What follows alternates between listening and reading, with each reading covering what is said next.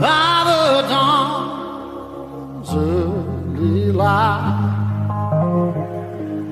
Oh, so proudly we hailed at the twilight's last gleaming, whose broad stripes and bright stars through the perilous fight. Oh, the ramparts we walked were so gallantly streaming, and the rockets regular upon spurs singing out, yeah, through the night that our flag was still there. Oh, say, does that star-spangled banner yet wave? Oh, the land of the free and the home of the brave.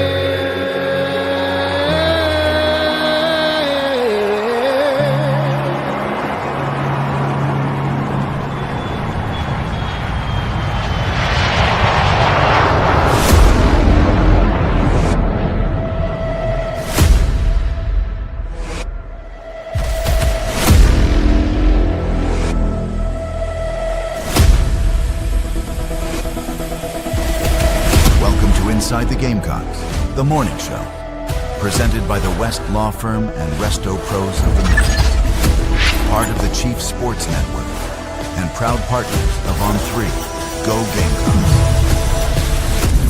He'll be fine on the mountain.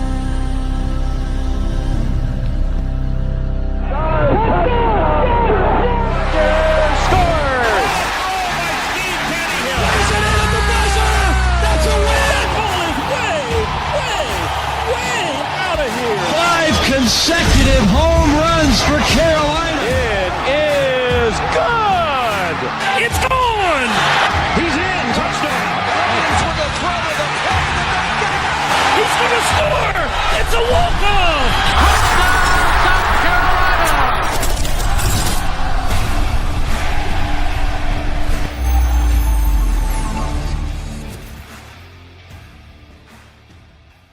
I got two questions for you guys.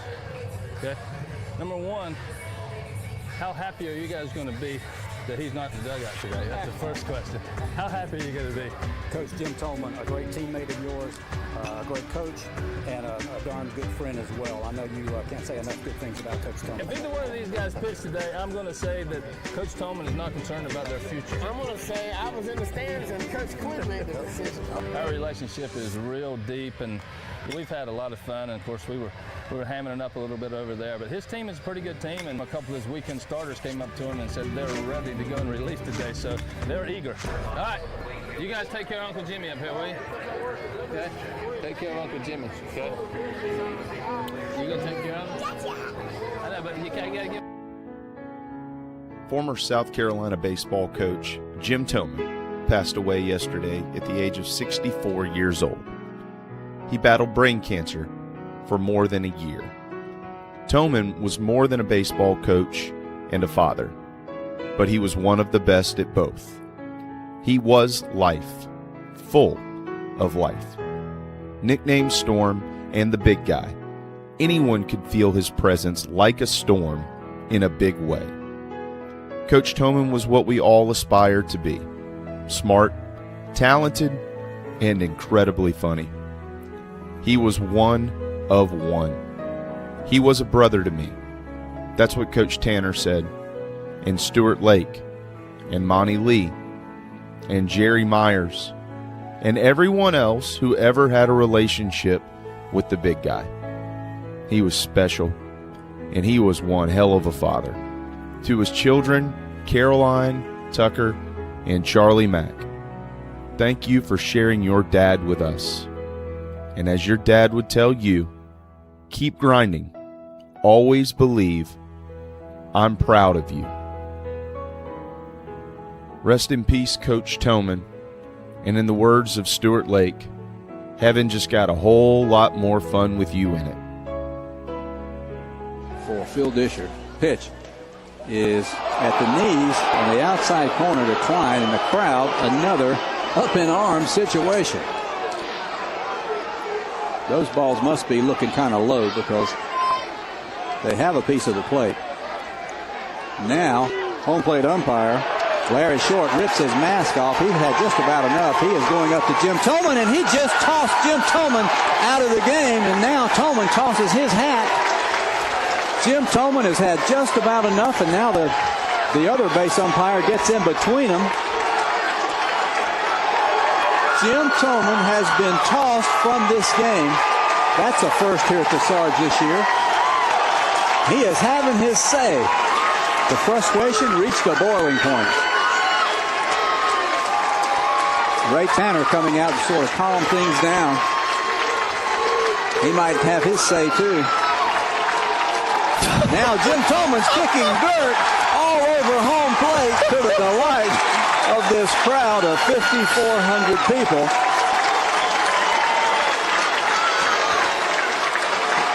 He has gotten the heave-ho here in the fifth. In the meantime, the count one strike on Klein. And now Jim Toman is giving the high five to the Carolina batters and the on-deck guy, Klein and Chris, as he leaves. And now raising his fist to the crowd. Well, Mike, it's entertaining. I got a feeling the big Pittsburgh Pirate there may hear about this one, but he has had his say. I don't have much of a voice left, but even if I did, I think I'd be speechless over what I just saw.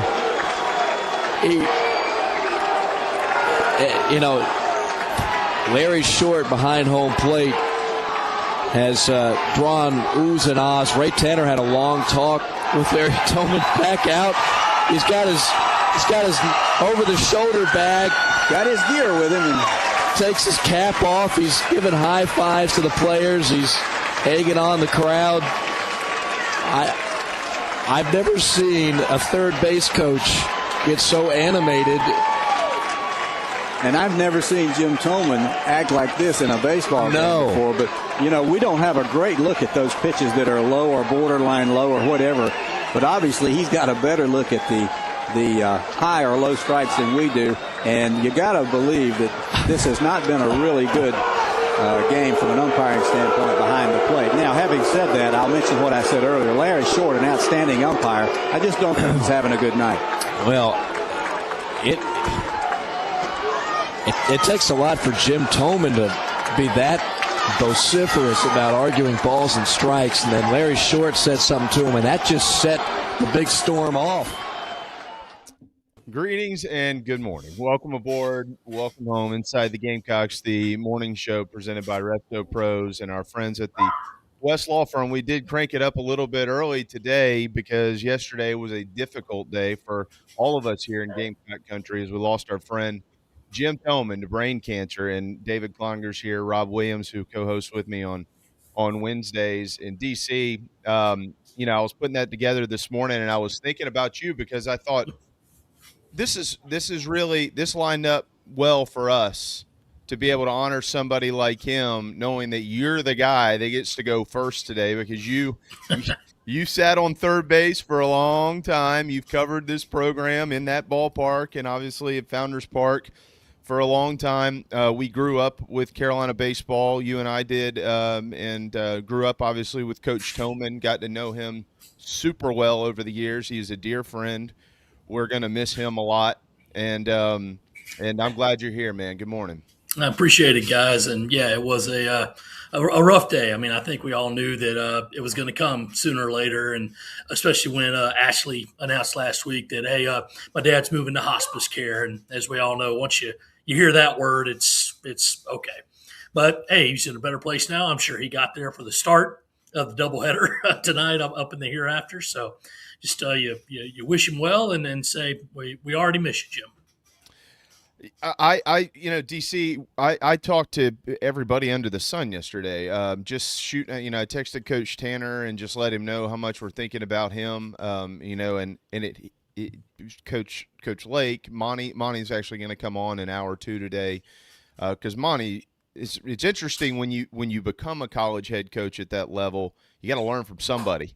Mm-hmm. And Monty obviously had been with Tim Wallace, but then he had to learn from Coach Tanner and Jim Toman. Those are polar opposite dudes. And so I can't wait for him to talk about that. But, talking with a bunch of former guys, dudes who played underneath him. But, it really clicked with me even more. I mean, Coach Tanner is a tough dude, right? You and I, yes. How long have you known Ray Tanner? I mean, he's hard to break through.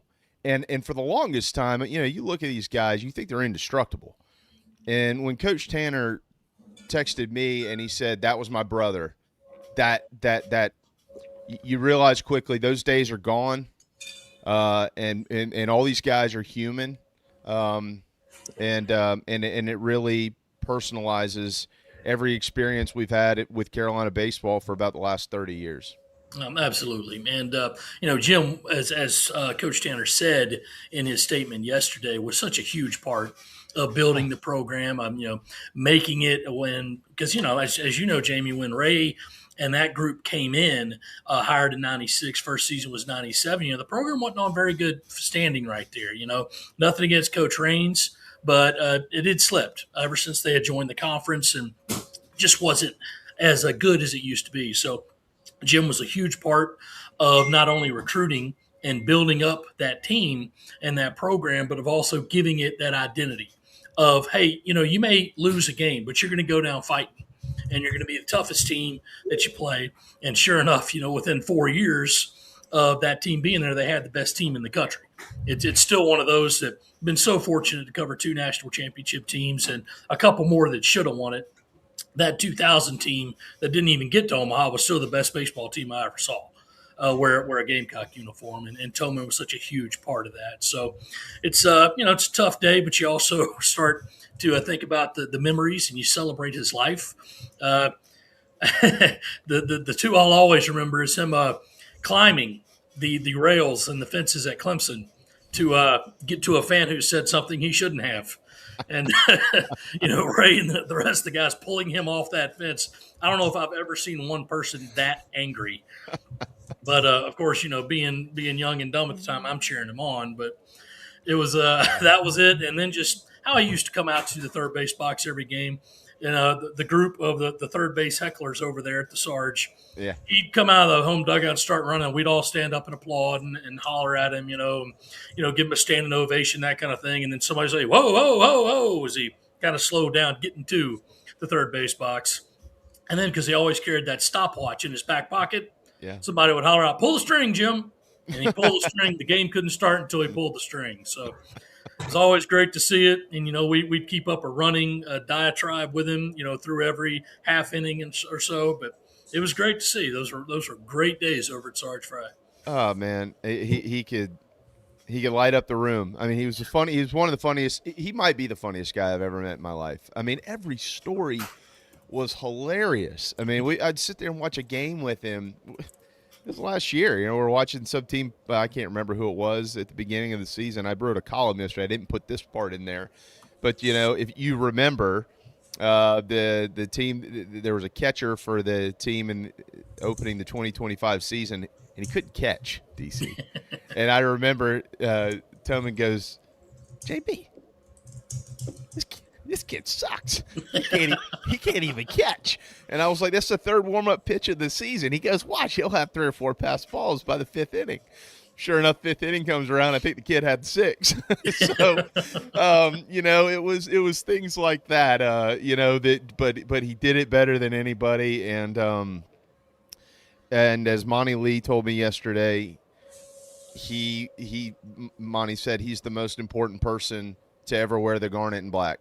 If it wasn't for Jim Toman, what happened in the 2000s didn't happen, and it seems like you echo those comments too. Oh yeah, absolutely. Just a huge integral part of those teams, and texting some of the older players, from those days, especially that 2000 team, and they're all like, "Oh yeah," just in shock. And of course, the stories kept rolling in, and some you could say, some you can't. Yeah.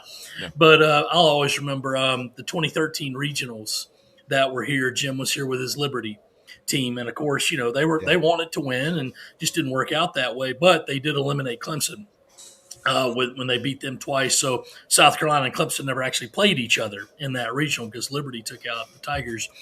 But I remember going out that night because Liberty had advanced, but then they played, I think, South Carolina elimination game the next day. They lost. South Carolina moved on. So Liberty was done, but Jim was staying in town for that night.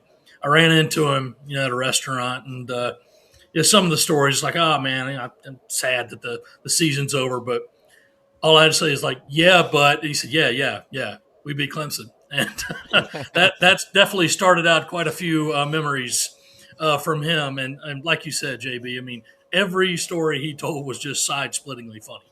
Everyone. His baseball acumen was terrific.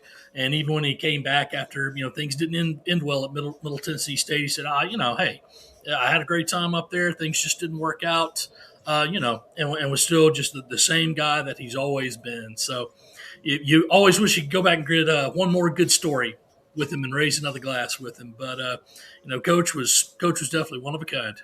Yeah, to be nicknamed Storm and the big guy at the same time, there's only one of those ever in the history of the world that I'm aware of. That was Jim Toman. So I don't know if Caroline and Charlie Mack or Tucker will see this at all, but, man, your dad was the man. He was the freaking man, and had a blast with him over the years. We all did, and we appreciate you sharing your father with us.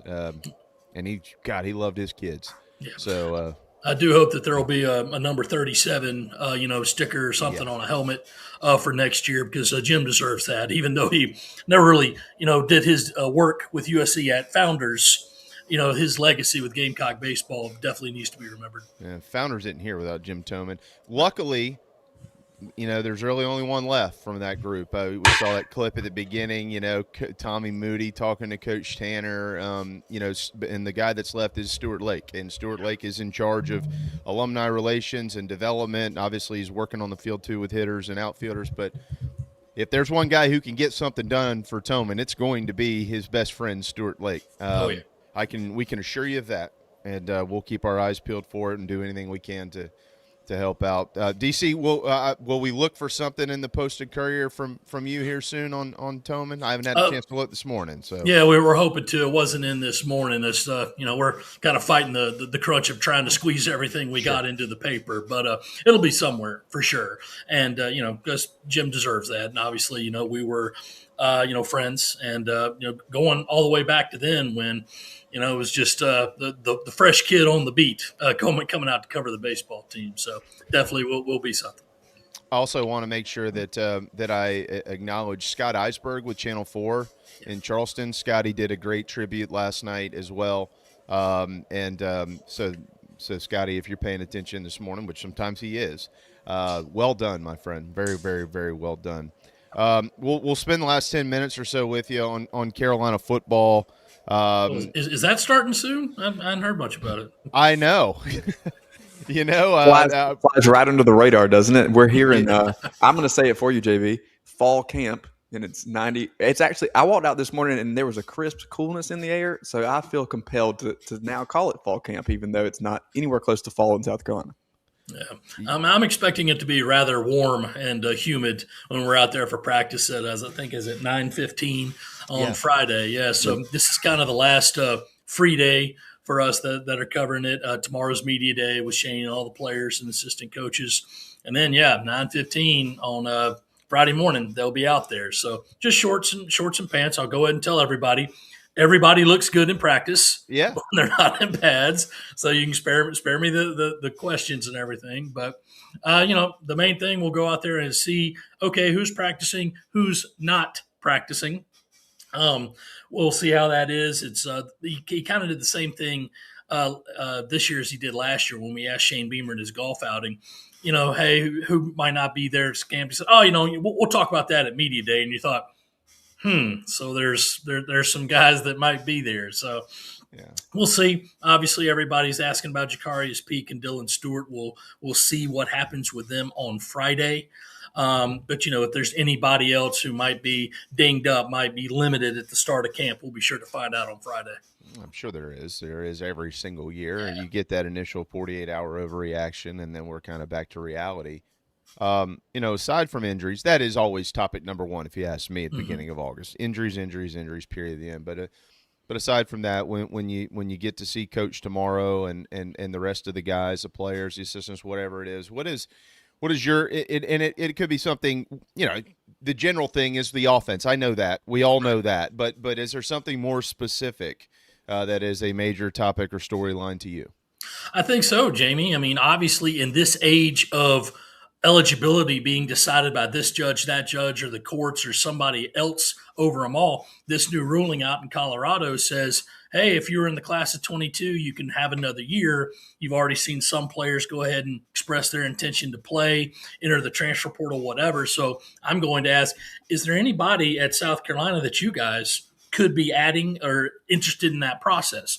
The only one that comes to my mind that could potentially do it is DQ Smith. I don't believe he's in an NFL training camp right now. Brian Thomas would be on that list, but he is in a camp with the Jags, so I think that would rule him out because he's already taken pro money. I'm not sure if DQ ever did that, if he ever got to that status. So that'll be something I ask and be like, listen, if you do that and take a player, does somebody else have to leave? And you do know this, like, well, this ruling came down, but it's not official. The NCAA is going to appeal to this thing, and some of these players just might be out of luck. I mean, I saw that Indiana's best edge rusher said, I'm going to come back and play for a fifth year. And I thought, okay, but if you're the coach and you put him on the team, like, do you play that kid knowing he might be ruled ineligible someday? So that'll be something. I'm not expecting it to be any kind of major thing going into the Gamecocks camp, but it is a topic of discussion. And then, of course, with the offense, and everybody will want to say, well, how is it? How is it? They'll say it's installed. That's what Kendall Browse and I have discussed a few times. Yeah, it's installed. We know what we're going to run. Okay, we're not going to know what that looks like. We don't get to watch the scrimmages. All we get to do is say, like, oh, yeah, they look good. Okay, we're not going to know until the first play on September 5th when Kent State comes to town. And it's going to be a quarterback draw, too. You just know it's going to be on that first play. But we'll have to see how everybody's gelling, how they work. I mean, we don't get to watch too many drills. They know full well what they're doing when the media is out there watching. They don't want all that to come out on social media and everything, so we won't get to see too much. But I do want to see if I can see a top group of 10 offensive linemen. Yeah. How, if Jacarius Peak is in or out, how it affects that. If somebody has to switch a position or you just go next man up at that left tackle spot. And then you do the same with Dylan Stewart, because from what Shane Beamer has said, Peak is progressing nicely. He would seem, just from those words, to be a little more likely to be out there pretty soon at practice, while Stewart's like, okay, he's ramping up. All right. How do you handle that throughout this next month? Is he going to be able to go at all throughout this next month? Who takes his place at that edge rusher spot? Because guys, as you well know, from the national view, they say, man, I'm optimistic about South Carolina. I'm bullish about South Carolina. Well, why? They got Lenore Sellers. They got Dylan Stewart. And I'm like, yeah, he's here. I don't know if he's going to be able to play a lot, but we'll see. So that'll be the thing that we can see on Friday morning, if they're out there, how much they're able to do. Because honestly, fellas, just for my peace of mind, if he's out there, shorts and shirts and whatever, it's like, good. That's a topic I don't have to keep watching anymore, because as we all remember from last year, what were we doing throughout most of fall camp? Is Faison going to be eligible? Is he going to be eligible? Okay, this appeals in, they're deciding, and you had to keep revisiting it. So it's one of those that you don't want to have to do, but you will have to do it, as a reporter, and just say, okay, I mean, both of these guys are a very big part of USC's potential success. We'll see how it goes. Yeah, I think. By the way, I'm pretty sure my understanding is they do have 2 roster spots available if this is to, if there's something that could play in their favor on that. But again, who would that be? The exact quote I got out of the building was, "This is a freaking mess." Yeah. No crap. You know what I mean? Let me ask you about the young guys, DC. I think that, anytime that you're relying on a bunch of freshmen to carry your football team, that's scary in this league in particular. But I don't think they're relying on Darius Gray and Julian Walker and Jazavian Currents, those guys notably, to carry them in any way, shape, or form. However, they are going to play. I think we're all very much aware of that. These guys are going to play, and as a matter of fact, they're all battling to start. We'll just see if they can get there or not. But how do you categorize that group as freshmen here at the University of South Carolina? In looking at past classes and things like that, this team obviously needs to win games for Shane Beamer. But how do you categorize this group of players? I mean, they're part of the future and the building blocks. And with the new 5-and-5 rule, there's really no more red shirt. These guys, specifically those 3 that you mentioned, they wouldn't be redshirting anyway. They're going to play, especially Jazavian Currents. And I don't just say that because I'm a Rock Hill guy, and so is he. In fact, I've got the anti-bias toward him because my beloved alma mater, back-to-back state champion, Northwestern High School, lost 1 game the past 2 years. And guess who did it? Yeah. Guess who handed him that L? That guy. Yeah. So he's going to play. He's going to play a lot. I mean, he is battling for a starting job. I know they do want to have that veteran experience out there at safety, so it will be no surprise to see Peyton Williams and David Busey as your 2 starting safeties. But Currents is going to play. Gray, I think he's so talented that he's going to work his way into a spot. It'll probably be one of those top 10 to 12 to start just because he wasn't here for the spring. Yeah. But, he's so good. He's so talented. Randy Clements mentioned as such at the media golf thing the other day that he's going to work his way into a spot. And then there's several other guys that maybe not necessarily freshmen, but guys that were here last year, didn't get to play a whole lot. They're going to be coming up, especially factoring into the backups on the defensive line and the backups on the offensive line. And also a guy like Mike Tyler at tight end, Brady Hunt's going to need a backup. And maybe they'll run some 2 tight end. We'll see. I asked Kendall Browse that specific question. He kind of said, come on now. I mean, I'm not going to talk about that right now. I said, okay, yeah, sure. But he's a guy whose name I've been hearing a lot. So those guys are the future. They are the foundation. In a perfect world, you want to be able to play them, and not just against a Kent State or a Towson. Play them against SEC competition so they'll be ready for it. But just any time they get on the field, they'll be able to make an impact, and they say, that's a guy I can build around for next year. We'll leave with this. The offensive line is going to be the topic until it's not. We've got plenty of time to get wide receivers, all that type of stuff as camp progresses. But Peak has been the story because of the injury. Okay, so aside from that, when you look at the offensive line, who is the guy that you believe is the most crucial to that group turning things around and having success this season? Well, I think it all starts with the center, and you look at Carter Miller right there, and then Nolan Hay. In a sense, those guys will handle that. But then in that crucial left tackle spot, you brought in Peak to do that. So if he's limited in any way, if he can't go, and even during the season he's not going to play every snap, you're going to have a backup in there somewhere. Who is that? Yeah. Do you just go ahead and bring next man up? Is that a Dane Arnett? Is that a Seth Smith? Or do you say, Shed Surratt played really well last year as a true freshman. Yeah. Do you move him over to that spot and maybe have him play? So those 2 spots, your center gets everybody together. You're calling out, you have the calls, the signals, that kind of thing. But that left tackle spot, when you have a right-handed quarterback, that's what's going to be what's looked at the most. So we'll see how they handle all that, but definitely the offensive line is going to be the key. I mean, it's one thing, Jamie. I mean, they gave up 43 sacks last year, which is just abhorrent. You cannot have that. But weirdly, they gave up 41 the year before, and they won 9 games. So it's a case of they've got to get those sack numbers down, but there is a way that you can work a little past it. So if you could somehow harness that and say, we can put that with this new group until they gel, until they know what each other's doing, then, you take the shackles off the offense and here they go. So they're figuring it out.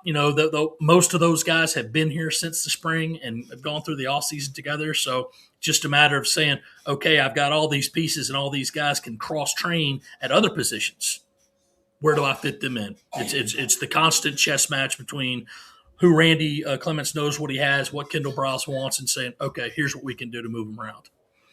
125 sacks allowed in the last couple or 3 years is just flat out awful. The thing, sacks are going to happen when you have a running quarterback. We know that. I mean, KJ Jefferson was sacked 60 times in 21 and 22 under Kendall Browse. Like it's going to happen throughout the season.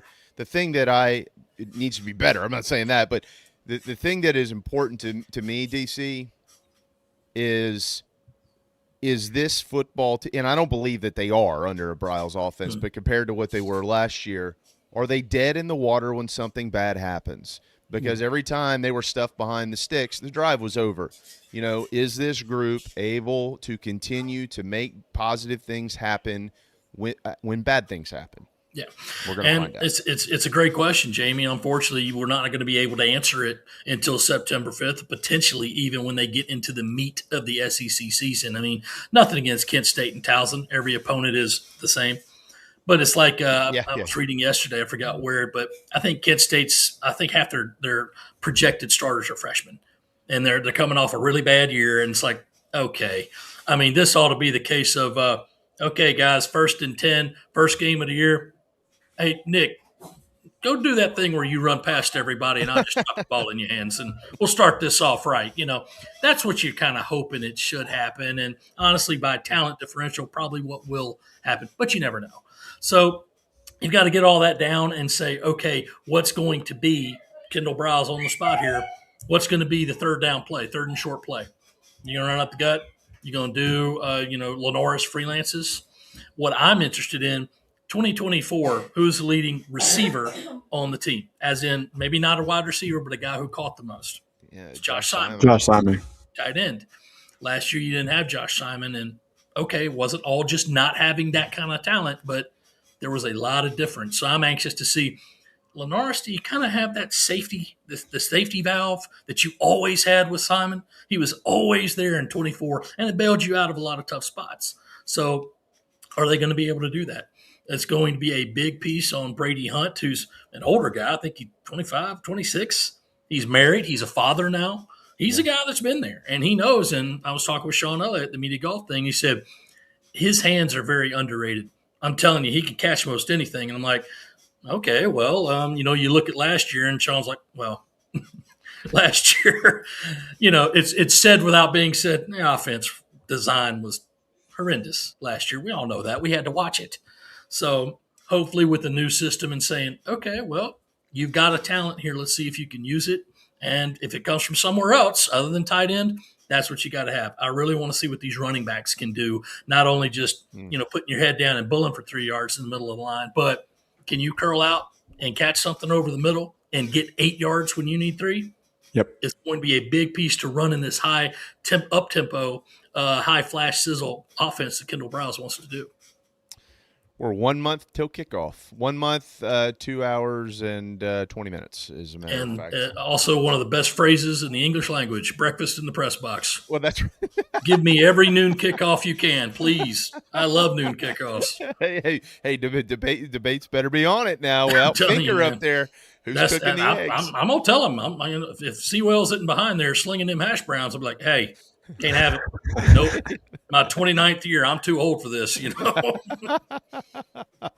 Hey, man, I'm glad you're back a part of the rotation around here. You make us better. David Cloninger with the Post and Courier. Certainly look forward to seeing what you've got here in the next day or so on Storm Toman as well. Appreciate it, brother. Appreciate it, guys. Thanks for having me. There you go. All right, Robbie, I'll let you get some questions in when we return. Chris Clark, part of our team, or we're part of his team, or we're all on the same team at least, with Gamecock Central on the other side here on the morning show. Subscribe to thebigspur.com. Proud partners of On3.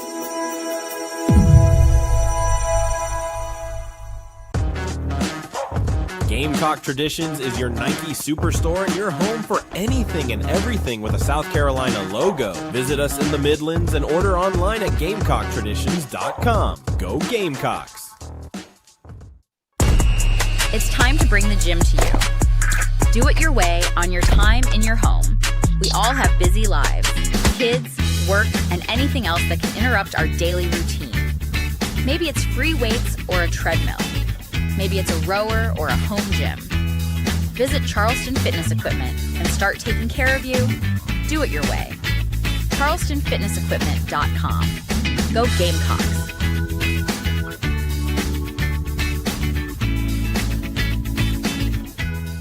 Visit fourquarterfriday.com and join the Varsity Club for just $1 today. Whether it's fireside or poolside, if it's time to watch the Gamecocks, Palm Casual will make your outdoor space the best it can be. Visit palmcasual.com and come see us at one of our South Carolina locations. Go Gamecocks! Today and every day, we celebrate our great state of South Carolina. This week, our hometown highlight takes us to the PD in Lake City, home of the great Darla Moore and our friends in Johnsonville. We love the PD. Hey guys, this is Mason West with the West Law Firm. We want to say hey to all our friends and family out in Lake City and the Johnsonville areas. This is a great football part of the state. We can help y'all out in any way. Give us a call, 843-897-7525.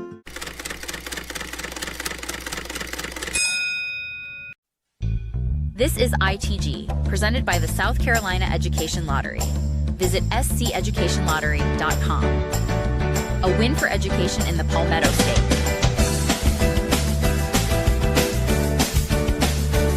Your love lifting me higher than I've ever lifted before. So keep it up, quench my desire, and I'll be at your side forevermore. You know your love keep on lifting me higher, higher and higher. I said your love lifting me higher. Yeah, we are getting close. A renovated Williams-Brice Stadium will welcome back about 80,000 folks in a month, and Chris Clark covers the Gamecocks as well as anybody out there. And good news, he's on our show every week through football season, and maybe through basketball, maybe through baseball, and maybe through next summer's vacation time if we're lucky enough to get him. Apologize for being a little late on you this morning. Obviously, the passing of our friend Coach Toman. We wanted to take some time with DC. Storm used to stand on these steps right behind me here and honor him today. But, man, we sure are glad to have you, and it all gets cranked up in less than 48 hours. Good morning, my friend.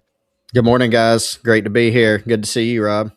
Yeah, good to see you too. It's been a few weeks, but you can smell the football in the air. I just told JB that a few minutes ago. It's cool and crisp out there today, and I think it's a little bit of a tease before you guys get out on the field to cover it on Friday. Yeah, it's going to be fun. Media day tomorrow, and then a couple little windows on Friday and Saturday where we'll get to see a little ball. Don't know how much. Probably some stretching, some snapping, some kicking. I don't know if we'll see a lot beyond that, but I'm excited to see anything. Any type of football is better than no football, that's for sure. Chris, what year is this for you? Oh, man. First season full-time with Gamecock Central I started in May of 2009. So I'm going on, 17 years. What is this year? 18, I guess, technically. 18, yeah. Yeah. Wow. Pretty crazy. Pretty Man, crazy. Lots changed. A lot's still the same. So I know. Well, back then you actually used to be able to go watch practice. You don't get to do that anymore. Man, it's and it's not, it's not just a South Carolina thing. Obviously, to be fair, it's kind of across the sport, but we talk about that all the time. You got the guys backing up their truck to the proving grounds and with some beverages of choice. And then we were out there on the field. We bring our tailgate chair. You're sitting there in preseason camp watching the whole practice. You're watching Alshon Jeffrey against Stephon Gilmore in practice. It was awesome. So I don't know if that time is ever coming back, but nonetheless, it's fun to get out there, and there's so much to dive into with this team, like so much anticipation that any little nuggets that we can see or any that we just pick up talking to people, I'm excited for it. I think fans are too.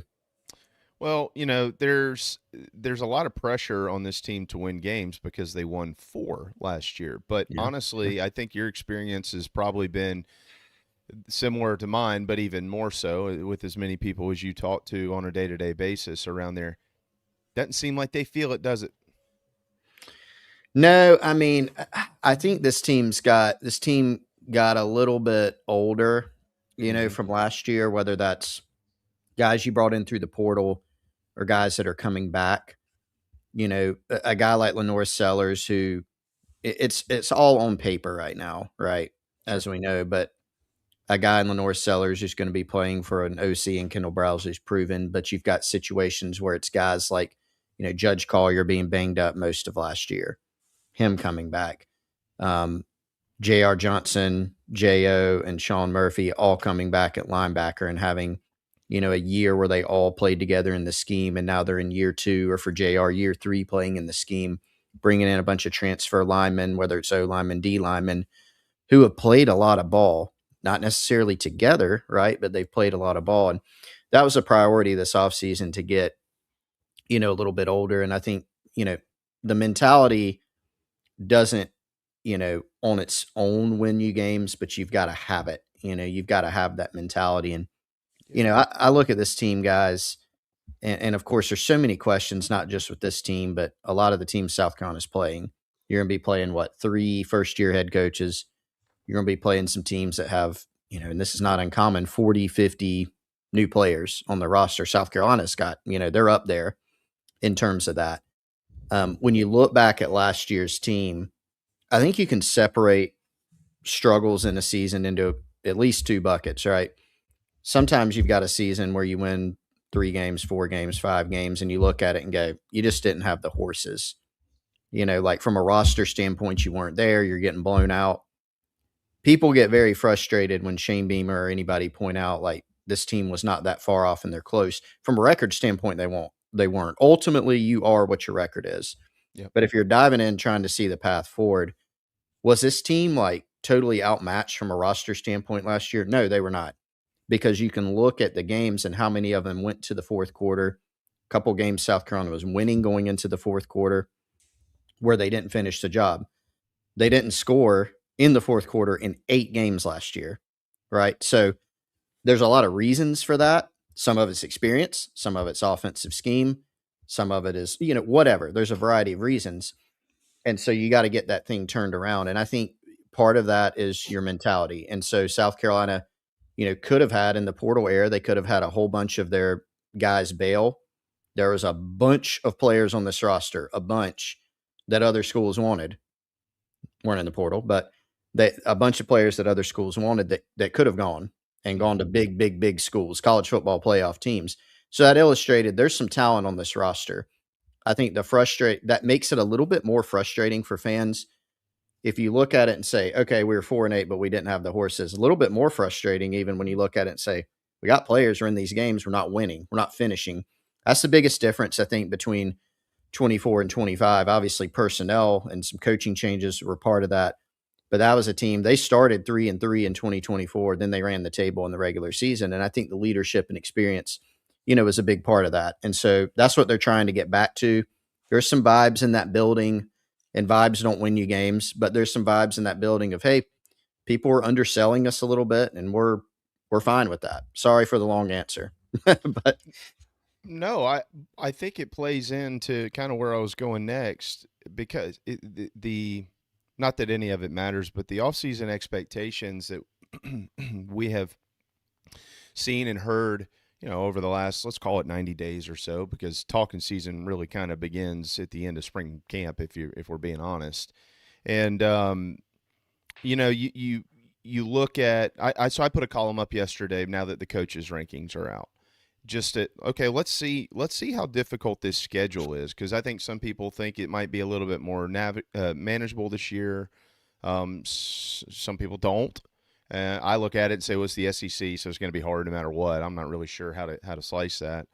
But what I did discover is the preseason power ratings of Ciancia and Phil Steele match up almost identically with all the teams that are ranked in the coaches poll. I mean, within 2.5 points of one another. I mean, it's kind of scary how all of them align. The other thing, though, and again, do the coaches really vote on it, or are they just telling someone to write it in? I know Coach Spurrier would tell Robbie Lyles, oh, yeah, it's 18 sounds good to me. Robbie, put him in there. But South Carolina got the 30th most votes by the coaches. And so if you do have a majority of coaches who are actually putting these names on the ballot, what that tells me is what you just said just a moment ago. They all know that the Gamecocks had plenty of talent to win with last year, but structurally, from the standpoint of coaching, there were some issues, and they're looking at this going, well, I mean, look, man, he hired Kendall and he hired Stan. These are good coaches, so I'm willing to give them a little bit of credit and make them prove it from there. Do you see it that way? Yeah, we talk about that a lot. It's kind of fascinating when you look at rankings, whether it's like the media poll that came out. A lot of it is, what did you do last year? Sure. And, did you lose a lot of guys from that team? And do you have a quarterback? Do you have a quarterback? So it's not a surprise. Like, look, going into 24, like South Carolina wasn't drawing a bunch of headlines. They had a good retention year. They had a good portal year. But they had gone 5-7, and they lost their two best players.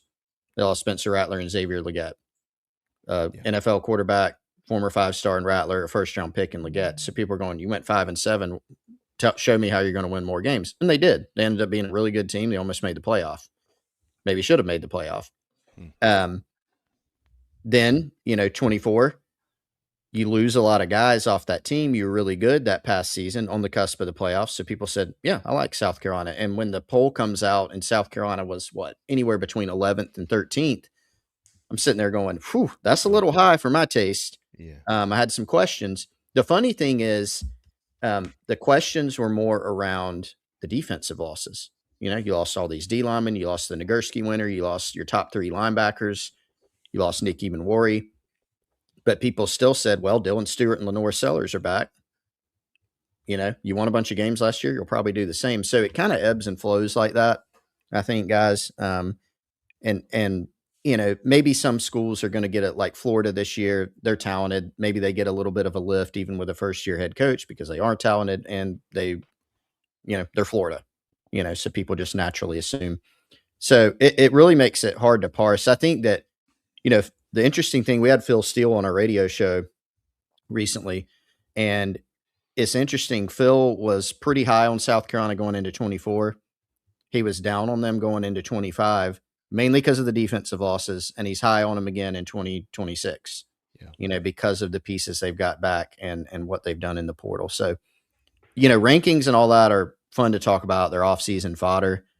Ultimately, has that had any bearing whatsoever on what's actually happened for the last few seasons, or, man, really any of Shane Beamer's seasons, right? I know. It has not matched. It really has not. Maybe once, but it hasn't matched in the first several seasons. And, the goal ultimately is it doesn't matter at the end of the year. At the end of the year, you look up and you've got a bunch of wins on the board and you're in range for the playoff. That's the goal. But, man, I mean, one more point on the schedule, at the end of the day, is it more manageable in the past? Probably. But we were talking about this the other day. South Carolina, basically, you're adding another SEC game. Yeah. For all intents and purposes, you play 10 SEC games. Clemson's an SEC roster. Right. I know Gamecock fans might not want to hear that, but they are. They were down last year, had their worst year in a while. Look at all the draft picks that they had. Yeah. They still have a lot of talent on that roster, and they're as good as a bunch of the teams in the SEC from a roster standpoint. So you're playing not just 9, but 10 basically SEC games. And so that's why it's so critical, I think, in the first half of this schedule. You really got to get off to a good start and make some hay. You don't want to be like in 2024 where you split the first half of the schedule and then you're having to go on this crazy run to get yourself in range. Chris, no. When Go ahead. when you look at this team as a whole, you mentioned the offense, and I think that the hot topics and the talking points are almost all on the offensive side of the ball. But you also brought up those three linebackers. Do you think that the return of those linebackers is the most like under the radar story about this team, or is there something Yeah. else that I'm missing that's not getting as much run? I know that we talk about it, right? But I mean, Yeah. even amongst the fan base and definitely in the national scene, you don't hear those names really at all, or a whole lot about this defense as a whole and what Clayton White, Torian Gray, and the rest of that crew have done in years past. I just think that maybe that has something to do with the confidence that's in the building as well. No, I agree. And I think part of that is like what South Carolina's done defensively. Like last year, again, those are the biggest questions going into the season. It was the defense. And the defense kept South Carolina in a lot of games, frankly. They kept those games when the offense was bogged down most of the year.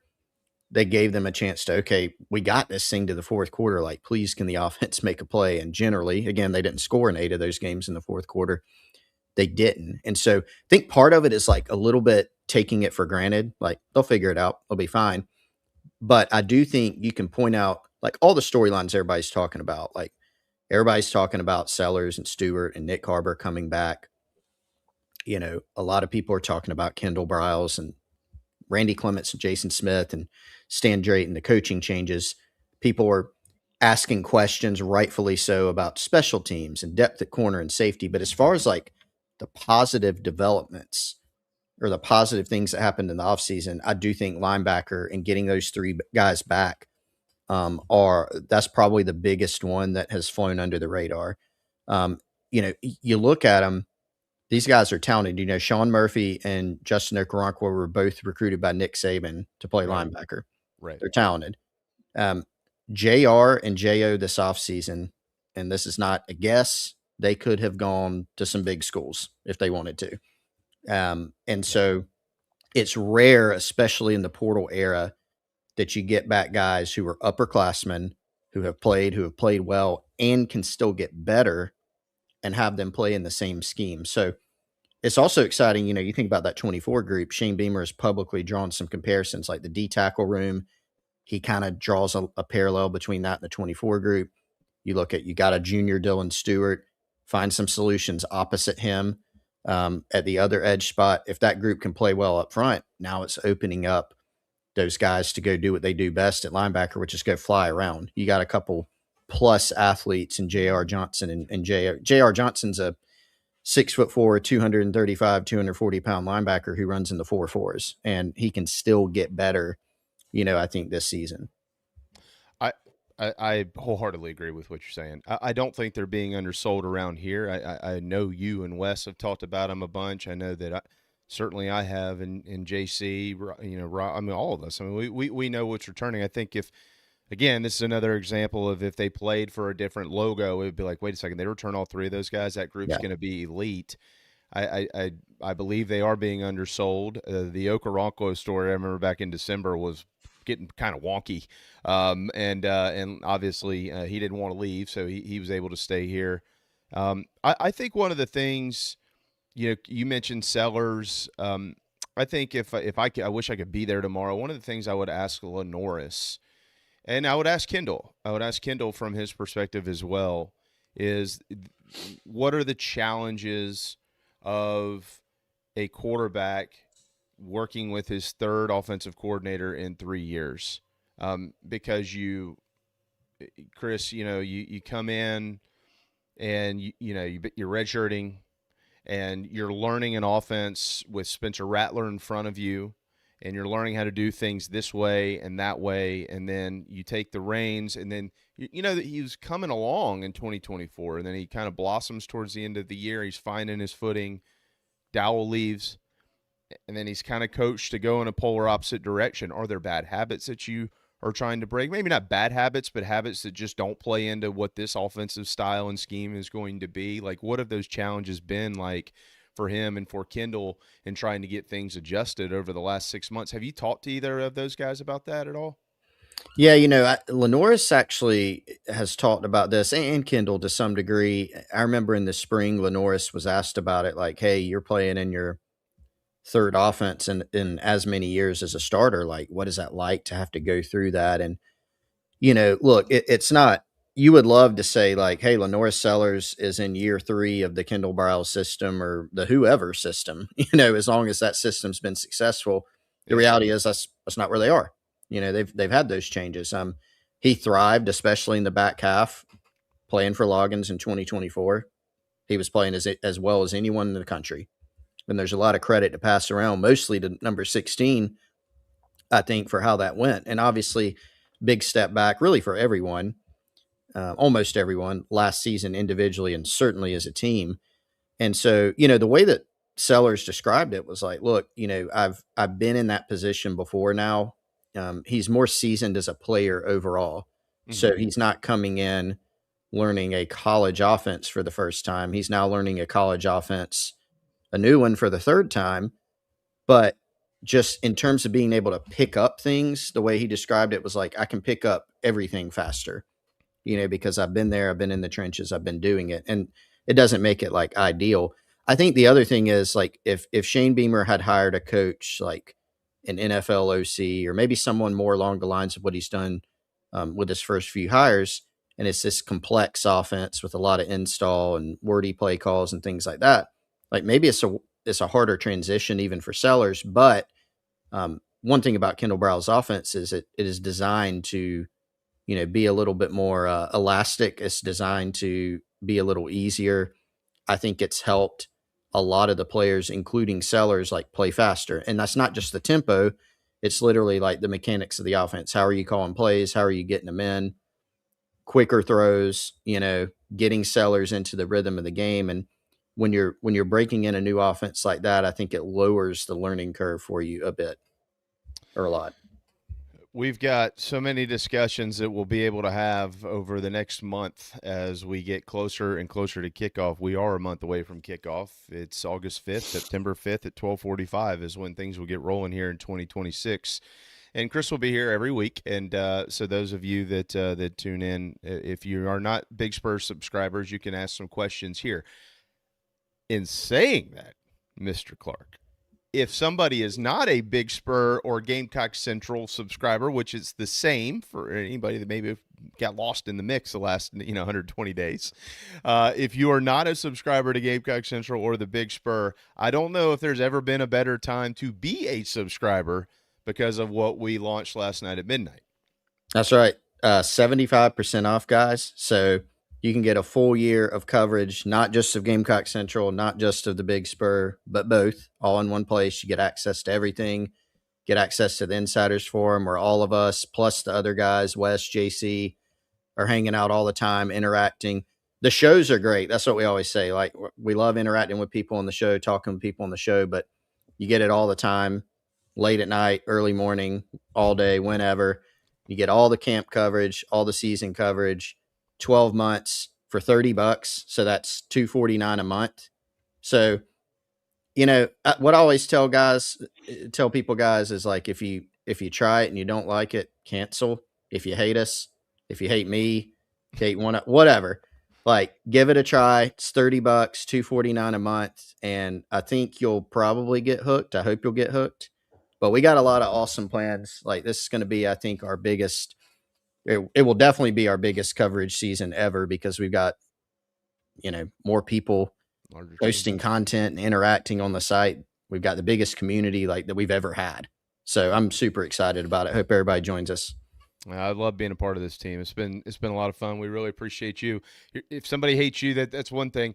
I didn't realize that there are a bunch of people out there that don't like me. I figured that out over the last 90, 100 days or so. I'm like, I don't think that guy cares for me much, but that's okay. My kids still do, and that's what matters. So. That's the most important. Yeah. If your wife and kids like you and all that, then that's the most important. Everybody has haters, it's fine. Not sure about the wife part. That's a day-to-day thing, but definitely the kids. I could do no wrong to them. Chris, I know you got to go. Great to see you, man. Cannot wait next week to finally discuss some of what we'll start to see and hear about coming up on Friday morning. You do a wonderful job. Glad to be working with you. And I guess I'll see you in like a few hours because we have a meeting. So I'll see you a little bit later. Yeah. All right, guys. Same. Thanks for having me. See you next time. Thanks, bud. There you go. Chris Clark with Gamecock Central. We'll hold the break for a few minutes and get to the bottom of the hour here. But so, Rob, I won't have you back on this show before Friday morning. You will be on the air Friday morning for Four Quarter Friday, fourquarterfriday.com. And that deal also that Chris just mentioned applies to fourquarterfriday.com, which y'all are doing an amazing job. All these lists and all this stuff, the top region matchups and out of state matchups, under the radar teams, quarterbacks I've never heard of. I am more in tune with high school football and athletics right now than I have been since I was in high school. So I appreciate you and Matt Smith for doing what you're doing on the South Carolina side of things. When they get camp going on Friday morning, what is your top storyline? Well, Matt Anderson and I talked about this a little bit on Sunday night, and we're going to talk about it obviously more this Sunday night on the Late Night Gamecock show.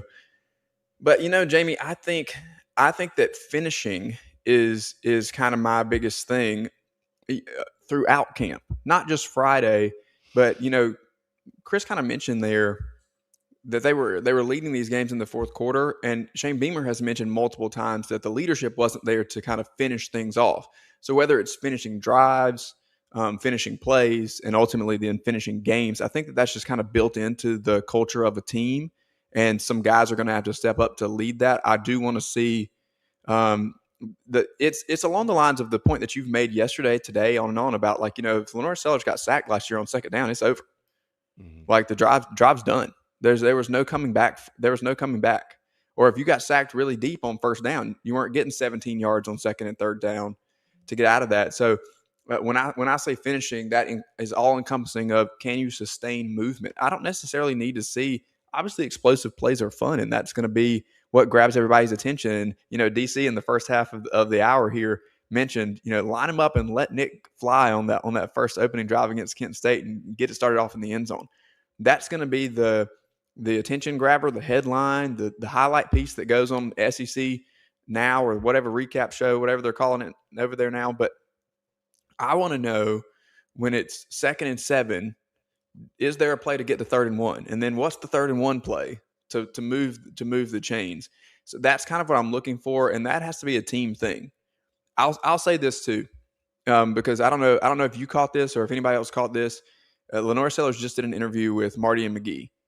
And I saw it re-airing last night. And one of the things that he mentioned was his involvement in the recruitment process of this offensive line, how he was looking at tape of guys who were in the portal and sending in names to Shane Beamer, and his level of involvement in putting this roster together to make sure that some of the things that happened last season are not what's going to happen this season, to make sure that it's a well-oiled machine and that they can move forward when they get into adverse situations, which are inevitably going to come in an SEC schedule. I think that those types of things are really, really interesting to me from his leadership in general. We've gotten player feedback from guys that I've talked to who have said it's a little different this year. Like he is definitely grown. He's stepped into this role even more than he was last year. And there is a quiet command, and even more so, people want to hear this, a little more of a vocal command. Maybe not off the field, but when the offense walks onto the field, that he's got a firm grasp and everybody is fully, there's no question about it being his team. Not that there was a question last year, but I think that his confidence, even despite what happened in the season last year, just continues to grow, JB.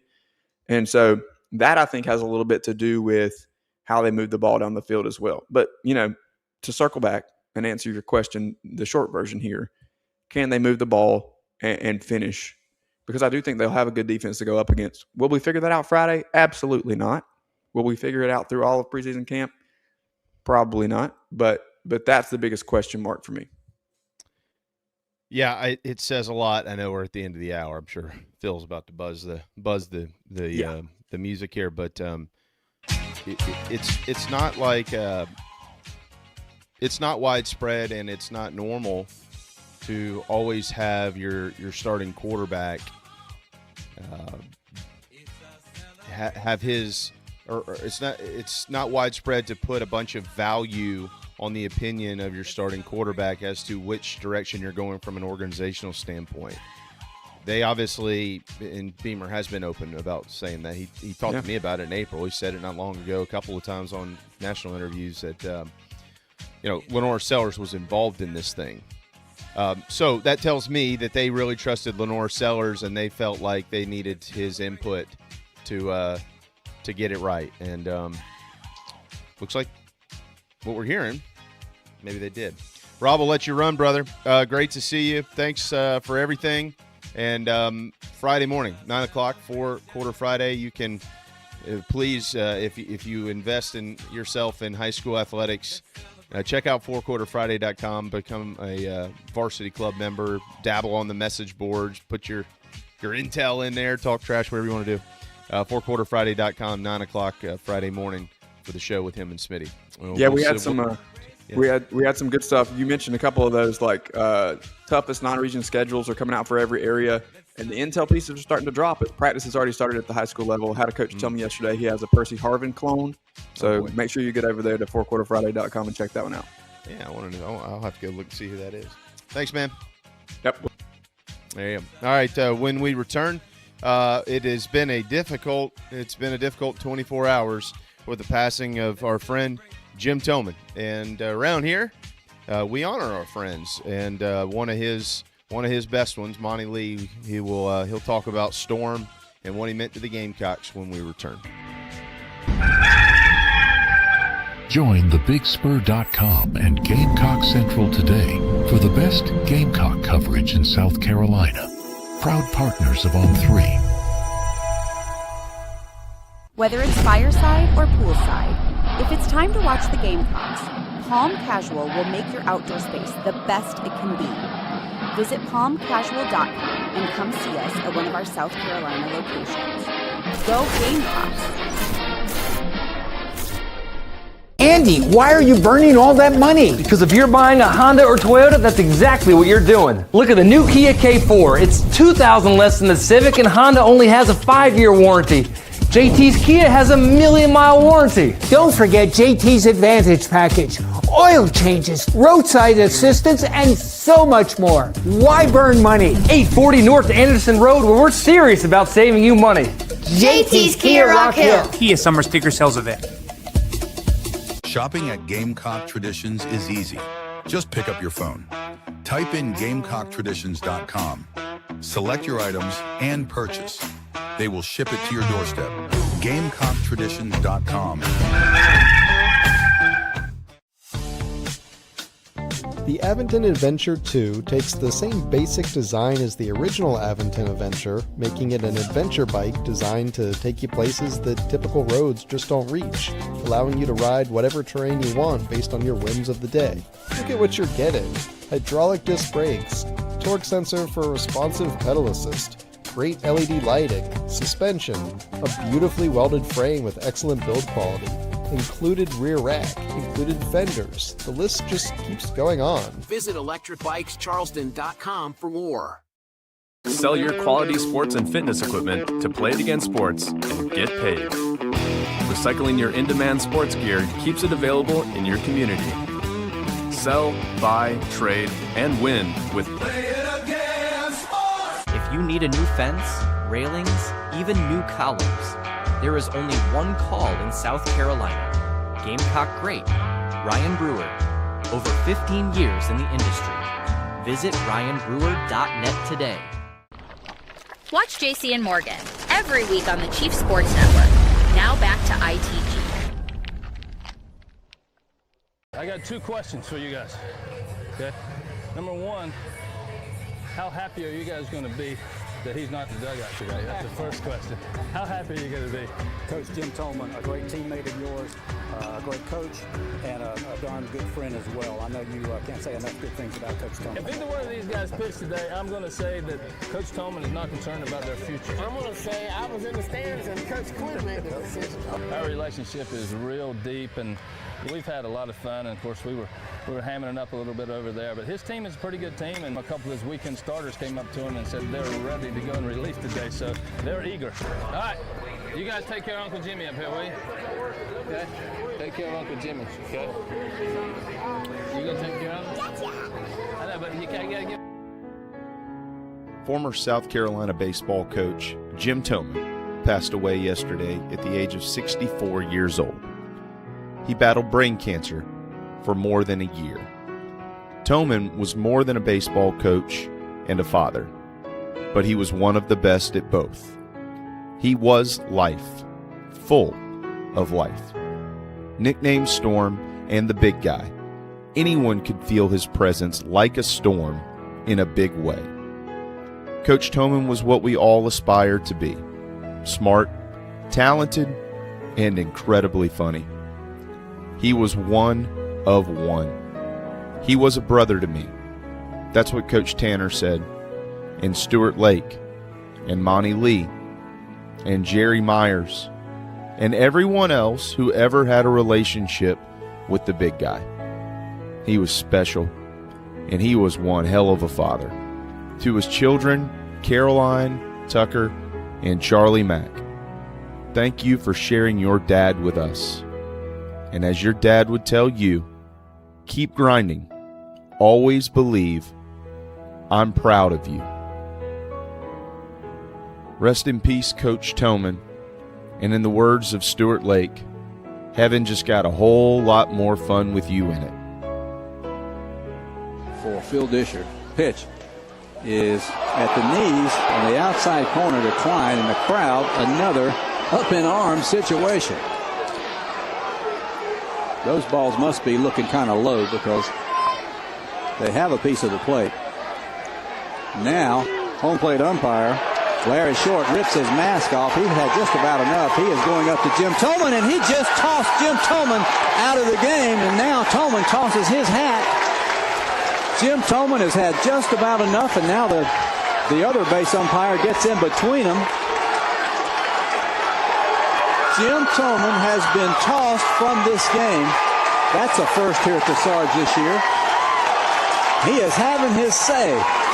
The frustration reached a boiling point. Ray Tanner coming out to sort of calm things down. He might have his say too. Now Jim Toman's kicking dirt all over home plate to the delight of this crowd of 5,400 people.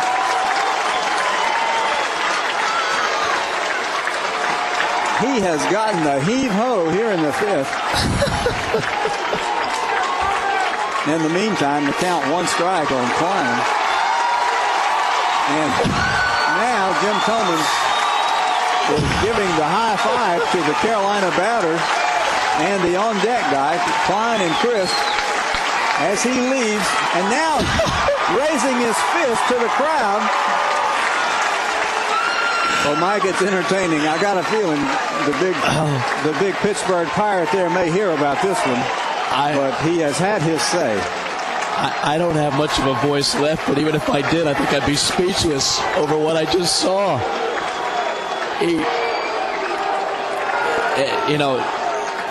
Larry Short behind home plate has drawn oohs and ahs. Ray Tanner had a long talk with Larry Toman back out. He's got his over-the-shoulder bag. Got his gear with him. And takes his cap off. He's giving high fives to the players. He's egging on the crowd. I've never seen a third base coach get so animated. And I've never seen Jim Toman act like this in a baseball game before. But, we don't have a great look at those pitches that are low or borderline low or whatever. But obviously he's got a better look at the high or low strikes than we do. And you got to believe that this has not been a really good game from an umpiring standpoint behind the plate. Now, having said that, I'll mention what I said earlier. Larry Short, an outstanding umpire. I just don't think he's having a good night. Well, it takes a lot for Jim Toman to be that vociferous about arguing balls and strikes, and then Larry Short said something to him, and that just set the big storm off. Oh, man, that was it doesn't seem like that long ago at Sarge Fry Field, right over my shoulder, where you shared a dugout with Storm and the big guy, the great Jim Toman, who we lost yesterday. Mike Morgan and Tommy Moody were on the call back then. And, man, first of all, it's good to see you. I hate it's under these circumstances, but we really appreciate you jumping in on short notice this morning to talk about somebody you described to me yesterday as the most important person to ever wear the garnet and black at South Carolina. How are you, Monty? I'm doing great, Jamie. How are you?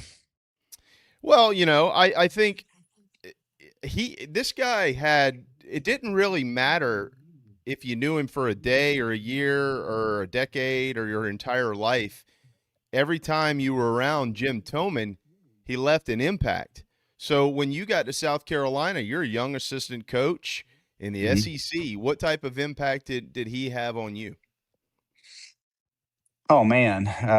It was, I would say the impact that Coach Toman had on me, like most great mentors, is you don't necessarily realize the impact they had on you until you move on. I remember I read a book in one of the first books I ever read about coaching. There was a chapter where the coach who wrote the chapter for this book said, "I don't care what players think about me when they play for me, but I care a lot about what they think about me 10 years later." And I think that's kind of sums up, Jim Toman. I didn't realize how much of an impact he made on me as a young coach until he left, and then I had to fill his shoes. I had to become the recruiting coordinator, and then I moved on to be a head coach. But I realized and that goes for him and for Coach Tanner, how much I had learned from them in the 5 years that I worked with Coach Toman, and the 6 years that I worked under Coach Tanner.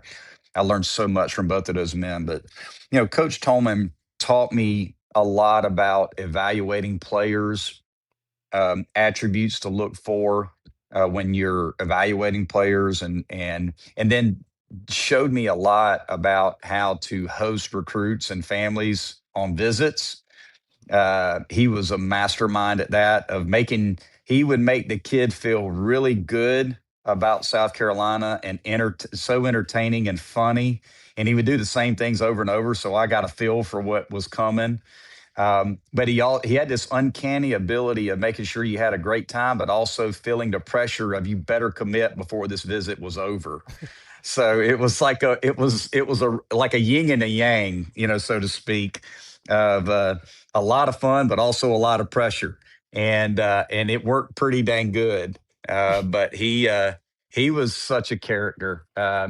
I remember we would take kids to the football games, and one of the first things he would do is we would go into the weight room on football game days, right before we would go eat the tailgate and then go down to the sidelines, and he would make every recruit weigh in. And he'd make them get on the scale, and then you say, "Okay, next year you come here, and this guy right here," talking about Billy Anderson, he's like, "This guy's going to put 20 pounds of muscle on you so your arms are as big as mine." and then he would take his SEC championship ring. He wore an SEC championship ring. And his fingers, I swear to God, they were as big as a bat. They were massive. And he would say, "I tell you what, big guy, you see that championship ring right there?" He goes, "If you want to keep this ring, you can keep this ring if it'll fit on your hand." And there was never a recruit that's hands were as big as Jim Toman's that could actually wear that championship ring. But he did that with everybody. And then he would tell the kid at the end of the visit, like, "Hey, are you ready to be a Gamecock? I'm going to lock that door, and I'm not going to let you leave until you commit." He would tell every kid that, and oftentimes it will work. So he was just a mastermind recruiter. He was an incredible evaluator, and he was an excellent communicator. And he was the funniest human being I've ever been around, the most brutally honest human being I've ever been around. I mean, anything that he thought was coming out of his mouth. Um, but he was one of a kind. He really was, and I think that's kind of the sentiment you'll get from most people that knew him. Was there was nobody like him, and there will never be another Jim Toman. That can't. That's the truest statement I've heard, maybe ever. He was one of one. What was it like in the offices at the Sarge up there above the first base line? God, I miss that place. What was it like working in that office with Coach Toman and Coach Tanner on either side of you? Well, I would always go into Coach Tolman's office in the mornings because he would get there first. He would take his kids to school and then come to work. So he was there pretty early. And I would come in, and then Coach Tanner would typically come in after us. So I would just go to Coach Tolman's office because I never wanted to bother Coach Tanner. You know, Coach Tanner was making calls, and he was the head coach. He was running the operation, and Coach Tolman, it was just about recruiting. He didn't care about anything else but recruiting. So I would go in Coach Tolman's office, and what Coach Toman would do, I actually did this. You talk about some of the things that I learned from him. He would write out the team, okay, for that year. And then the next year, he would write it out on a baseball field. Like he'd take a sheet of paper and he would write out like all the catchers, third baseman, shortstop, second, first, outfielders, pitchers, lefties, righties.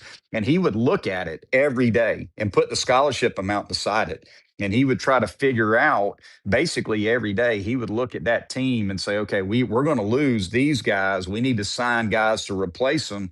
He would look at that every single day. Okay. And then he had a whiteboard up on the wall, sometimes handwritten, sometimes typed up and listed by position of all the kids we were recruiting that were on our board. And we would just talk about guys that, you know, we were talking to, that we were recruiting. That was all we did. We literally would do that until about 11 o'clock. And then around 10:30, I would go to Coach Tanner's office and we would write practice up together, what we were going to do that day practice-wise. And then Coach Toman would always want me to go to lunch with him at about 11 because the big guy wanted to beat the crowds. And so we would go to lunch around 11 every day. Coach Tanner would always give us a hard time about that. And then because we had to be at the field for like early work and practice and things like that. So we literally did that every day. So it was like I got a 101 in recruiting from the mastermind. And he really was. He was very simple, but he was so smart. And he was the smartest guy on the staff. He really was. Like his intelligence was through the roof. Yeah. You know, during the games, he was great. You know, he would hold like the scouting report for all the hitters and talk to the pitching coach about what the guy's strengths and weaknesses were. He was an outstanding catching coach. You know, you look at the catchers that we had at South Carolina, you know, back in the day, we always had a stud behind the plate. But he was awesome. He was, you know, and for a big guy, look, he could throw a little BP. He had a heck of a fungo swing. He'd hit ground balls, you know, during BP. Coach third base.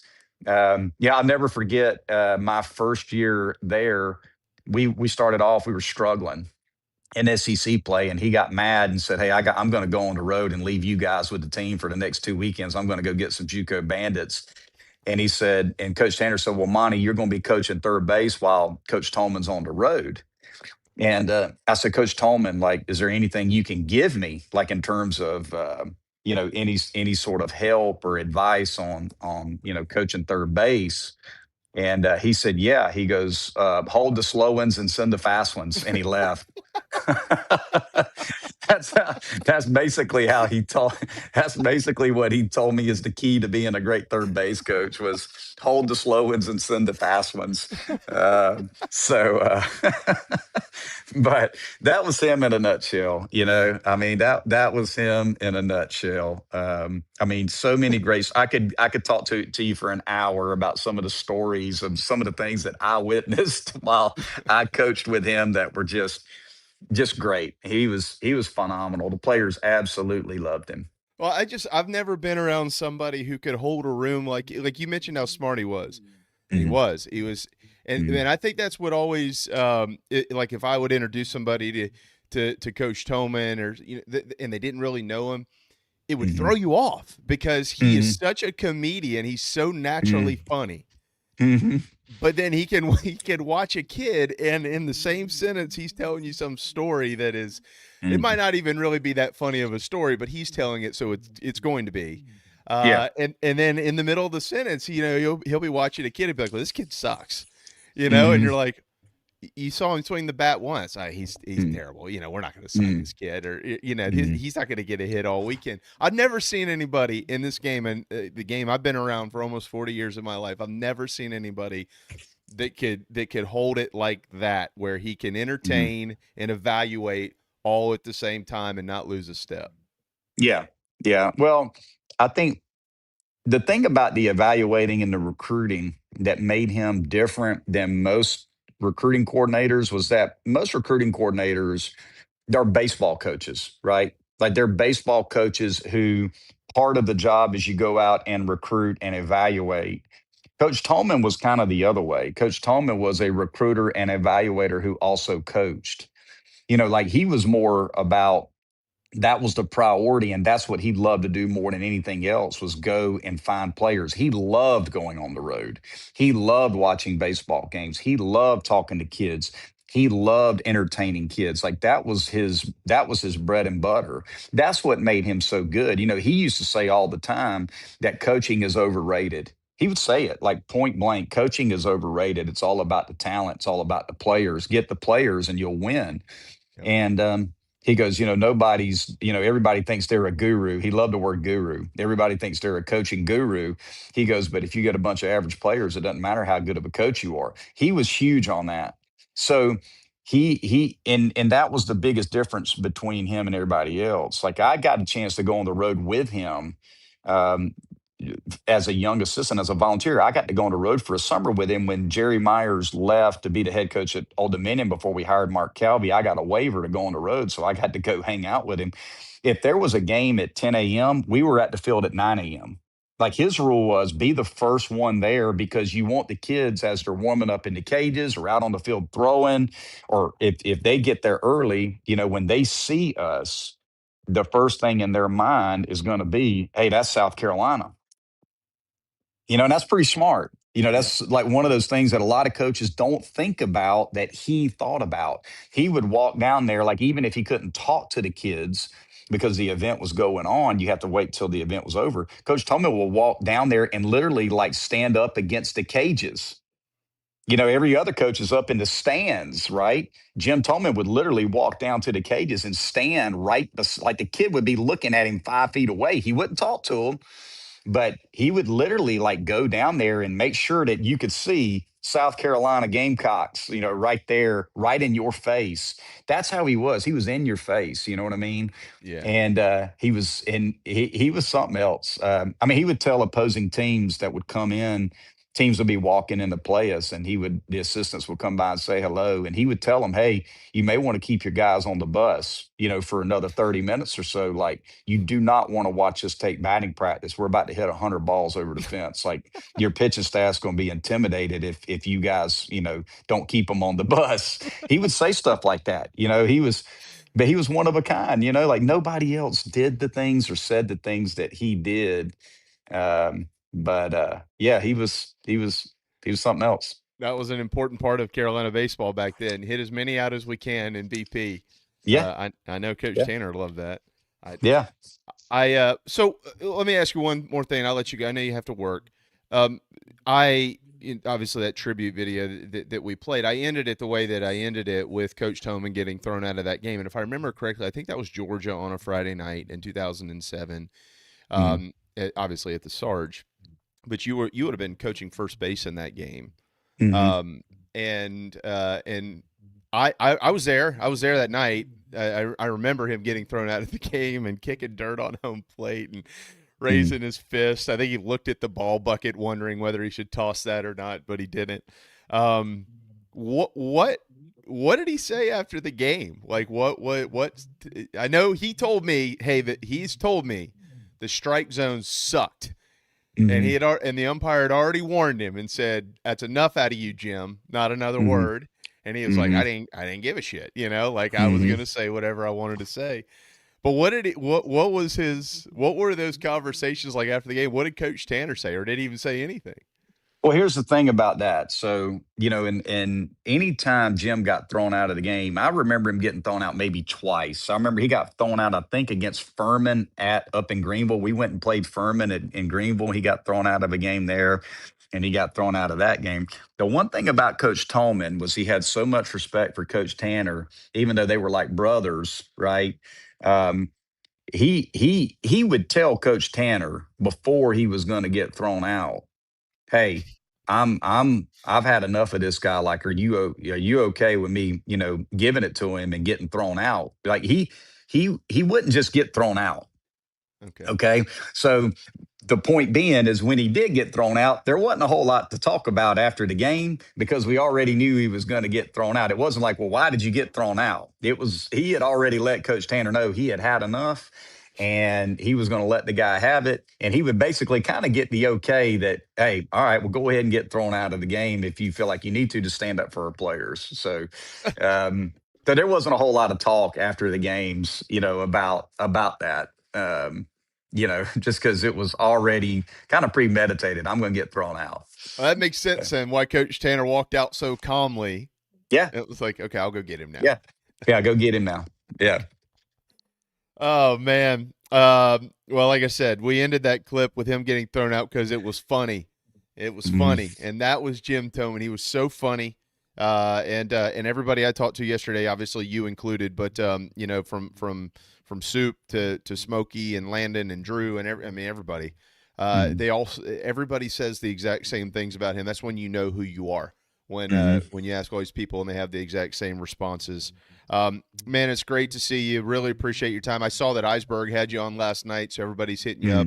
But we obviously respect your opinion about the big guy, and can't thank you enough for all your time, man. I know you're going to miss him. Yeah, I'm definitely going to miss him, and it's it was an emotional day. It was an emotional day yesterday, but it was also, you start to think about ways to celebrate him and just how much joy he brought us as coaches that work with him, along with the players. It was a tough day, but also a day of celebration for, a man that meant so much to the baseball program at South Carolina and meant so much to all of us that, coached with him or played for him. He put that uniform on one time as well at the College of Charleston.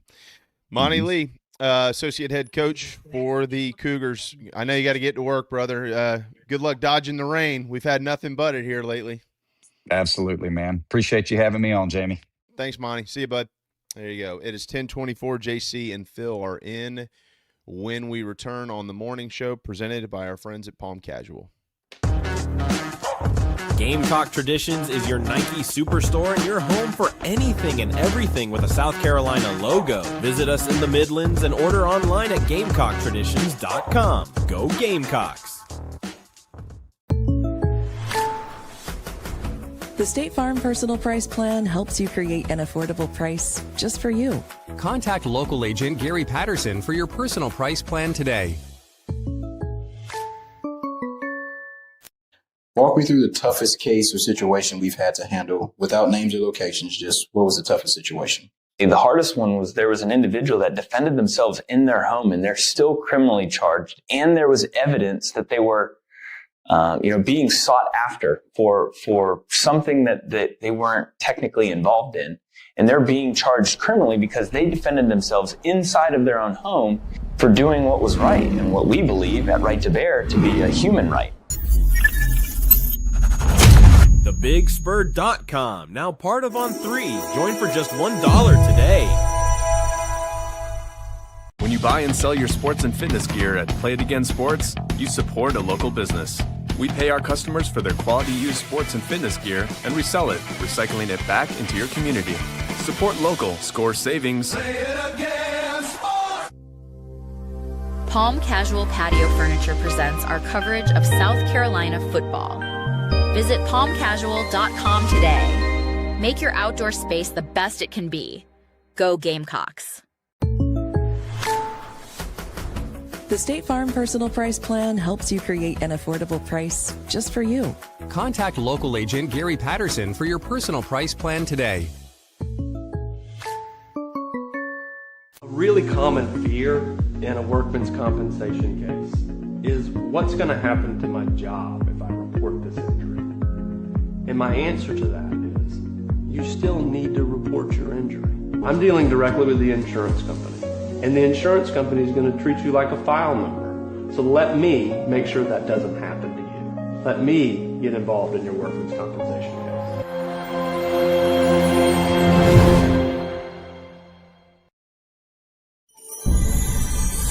Coffee, weekday mornings with JC Sherbert.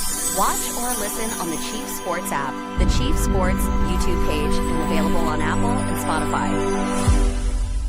If you own a home, don't wait on these home safety tips. Flush your water heater, clean your dryer vent, and inspect your roof annually. Don't forget to check washer hoses and caulk in wet areas. Visit RestoProsMidlandsSC.com. A really common fear in a workman's compensation case is what's going to happen to my job if I report this injury? And my answer to that is you still need to report your injury. I'm dealing directly with the insurance company, and the insurance company is going to treat you like a file number. So let me make sure that doesn't happen to you. Let me get involved in your workman's compensation case.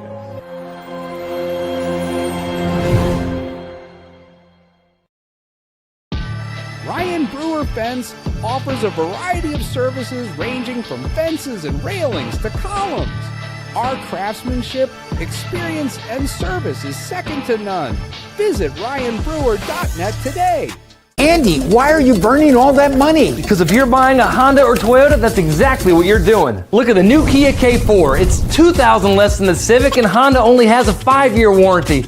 JT's Kia has a 1,000,000-mile warranty. Don't forget JT's Advantage Package. Oil changes, roadside assistance, and so much more. Why burn money? I-77 at Killian Road or Greystone Boulevard. We're serious about saving you money. JT's Kia. Kia Summer Sticker Sales Event. Is this your golf game? It doesn't have to be. Visit McKellarEnterprises.org and improve your game today. Do you carry? Carry responsibly with us. What could you lose from a self-defense act? Visit ProtectWithBear.com to find out more. ProtectWithBear.com.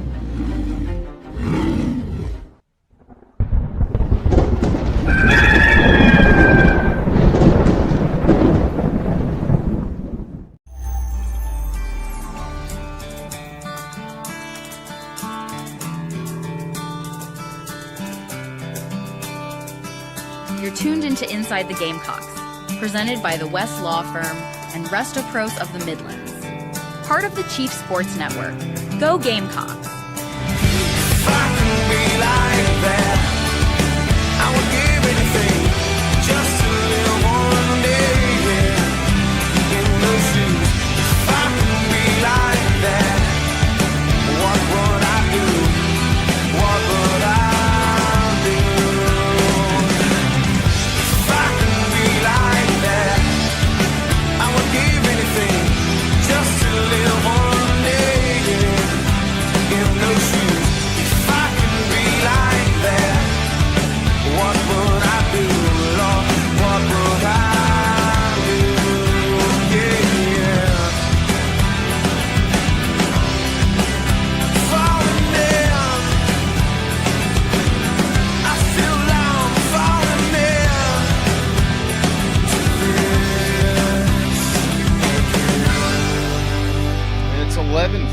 On the nose, powered by Electric Bikes of Charleston. Welcome back. A reminder, Gamecock Traditions is fully stocked with your Nike gear. If you don't have it yet, that's where you'll go, GamecockTraditions.com, and they can send it to your home, send it to your doorstep, GamecockTraditions.com, or go see them in Lexington, as we are now 1 month from football. He had 30 extra minutes this morning. Still can't get out of hair and makeup on time. I know. Well, we got an email that during Monty's interview that I was like, that might delay him a bit. But we'll see. We'll see. He'll be here. He's not going to leave us high and dry. Yeah, you never know. I haven't looked at my emails, but that doesn't sound like it had anything to do with me, so that's good. No, I don't think it did. No. Okay, wonderful. Really appreciate a full house this morning with Rob obviously being in on Wednesdays and our new Wednesday lineup.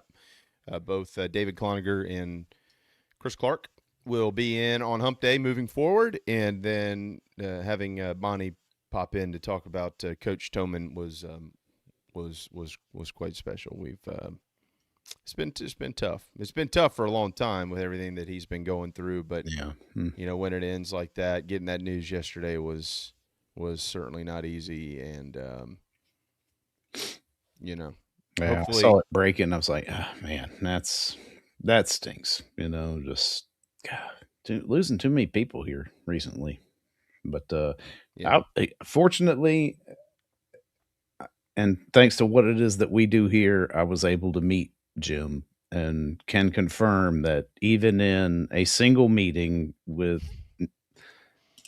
an hour of interaction, let's say all total, man, just a larger than life personality. I mean, nothing like it. I mean, it's amazing. And he is and he gives it all to you. So that's some people, you got to pull it out of them, right? Like, oh man, this guy's a really great person. He has these traits and this and that. And then, but all of the things that you hear about Coach Toman back in the day and even currently, you would get in a single meeting with this person, like a single interaction with this man, and you would be able to confirm everything you've ever heard about him.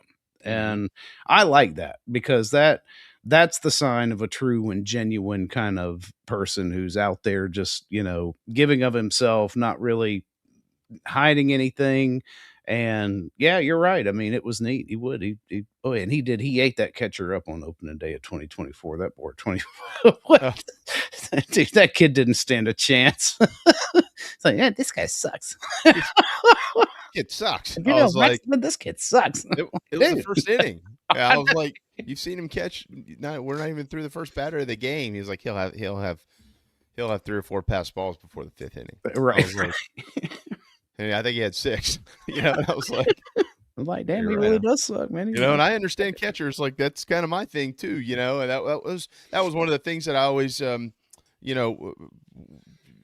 my forever from personal standpoint. I mean, that was what brought us together. I was a catcher, and we sit there and talk catching, and I always felt like, when he said you're right, or he agreed, or we were on the same wavelength talking about that, I truly knew that I knew what I was talking about, because Jim Toman agreed, or he said, yeah, it's a good point, or whatever it was, and that was like the serious part of that relationship. But to your point, I think that was really well said, because you got it all. It was like, it was like Thanksgiving when you're with him, right? I mean, he could put it all on the plate. Yep. Everything that was there and available, it was going to be on the plate, and you left full, if that makes sense too. Yeah, for sure. And. Oh God, he was so funny. I mean, he was just so funny. I put that piece out yesterday on the Big Spur, and tried to. I think sometimes when you memorialize people, it's better to memorialize. You got to describe them. Yeah. It's not just honoring them, but like, who was this guy? And of course I probably know 1,000 people that obviously had a great relationship with him, including myself. So it was easy to do, but it still kind of catches you when you're talking with Drew and Soup, Matt Campbell and Smokey and Coach Tanner and Lake and Monty and Clark Cox, whoever, and the same things come out of everybody's mouth. Right. It just might be, it's your story. Like your story of why he was funny and smart and brilliant at what he did is different from the next guy's, but it's the same story. Right. I mean, and everybody's got one. I mean, I remember the 07, I think it was 07 series at Arkansas, and Baum Stadium, the fans sit like right on top of the dugout. And I think Reese had booted one. He might have maybe struck out something. I think he struck out. Maybe he struck out for the second time in the game or something. Our shortstop, Reese Havens, and the fans were just all over him. And Reese he'd had enough. I mean, this has been going on for inning after inning after inning. And talk about somebody calm, cool, and collected. Like, that was Reese. Not a lot got under his skin, but these guys did. And so he walked into the dugout and he went down to the water cooler and got a cup of water. And instead of taking a sip of it, he went like that and he threw it over his shoulder and he hit a guy in the face with the water cup. Of course, Tanner just lost it. He's like, we don't do that around here. You got to be better than that. You got thick skin. Yeah. And Toman walked over and he said, you should have hit him with the whole water cooler. Like those things, right. Like you just, but like if it was Toman, he might have done it. Well, it's interesting too. I mean, because those guys are like polar opposites of each other, at least from personality standpoint. And it's amazing that they were able to find that common ground in baseball itself, right? And then that is what brought them together, because they're both the top of at the pinnacle of what it was that they were doing, and right. That's the really the tie that binds, and it just completely opposite ends of the spectrum personality wise, and it's amazing how that relationship really kind of got on and got along, but it did, and it worked, and it was magic. Well, do you remember last year when he was on our show last year and he was, I think it was last year, maybe it was it was last year. It was the beginning of last year. Mm-hmm. And he was talking about the thrifting stuff he was doing for Charlie Mack. That's right. And like, that's just such a great example of Coach, because he owned everything he did. If he was going to do it, he's doing it, and yeah, that's right. I mean, he was all, and he started calling himself Storm Picker and all that. Yeah. He gave himself a nickname, and he's driving around Virginia to these yard sales and all this stuff. He was truly in it. And I remember, God, that was, shoot, man. When did I talk to him? I talked to him sometime after that, and he said, you're not gonna believe this, and he's going into this. I mean, it was a 5-minute story about how he found this Dale Earnhardt Jr. jacket, and I got the guy wanted $50 for it. We negotiated down, and he said, but Charlie Mack's gonna be able to sell this thing for $200, and I was like, was it Dale Earnhardt? I think it was Dale Earnhardt Jr. He's like, you know who Dale Earnhardt Jr. was, right? And I'm like, well, yeah. Well, yeah. Yes, of course I do. Yeah. Like I was like 18 when he passed away in the car wreck, or 17 or however old I was, somewhere in there. I was like, yeah, of course I know who Dale Earnhardt Jr. was. I watched all of his races with my dad when I was younger, and he's like, yeah, $200. And I said, what'd you end up getting the jacket for? And he's like, about $15. I was like, how did you get him from $50 15 down to $15? He said, and he told me the whole process of, he's like, well, first of all, he said, recruiting, I was recruiting him, I told him I'll keep coming back. I'll keep buying, I'll put my number in his pocket now. And, the Storm Picker will come check out his stuff, but like, that was the, because I don't know about you, the coat, right? In like a chicken place. Yeah, like Like I get you come down from 50 to 40 or maybe 30. $15, you know, like $15, yeah. that was the big guy. I mean, he could negotiate it. I think he was doing business with this guy. The guy was texting him, you know, I got new Nikes. You need to drive over 30 minutes and come see him. And the ultimate relationship builder. It's just amazing, amazing stuff. And he was, yeah, amazing stuff. 64 years old, and God bless him. God bless Jim Toman. So I really appreciate DC and Monty Lee for talking about that today. So we did get we did yesterday get the coaches poll yesterday afternoon, and you know I was there was nothing shocking to me personally. No. Carolina was pretty much right where I thought they would be, Phil. What's interesting is 9, 10, and 11, you know, if you go back to 2024, when you had, you know, South Carolina, Alabama, Ole Miss, you remember that? They were all like right there knocking on the door of getting in the playoffs, and they're right there. So you got 8, 9, 10, 11 this time, Oklahoma, Ole Miss, Alabama, and you had A&M there at 8. You know, it's what is it? 9 of the top 25 from the SEC, 7 of the top 13 from the SEC, and then you got Florida knocking on the door, basically at number 27, and then South Carolina at number 30 overall with 50 total votes. And I went back and did you see that? Did you see the column I put up yesterday on my 30-second thought, the schedule analysis stuff? Sorry, I perused it, but I didn't read the entire thing. No. Yeah. So it was pretty shocking to me how in line the average power rating from Brett Ciancia and Phil Steele were with the coaches poll. Right. Now that could mean one of two things. Everybody's doing the research and coming up with the same thing, or the coaches are going off of Brett Ciancia and Phil Steele's magazines in the preseason, right? What do the experts say? Yeah, okay, let's do that. Yeah. Do they think this guy's any good or not? I don't know if coaches are spending their time in July and early August going over all of their scouting reports, their summer scouting reports to rank these teams, and then even the teams that they're not playing. I'm not so sure.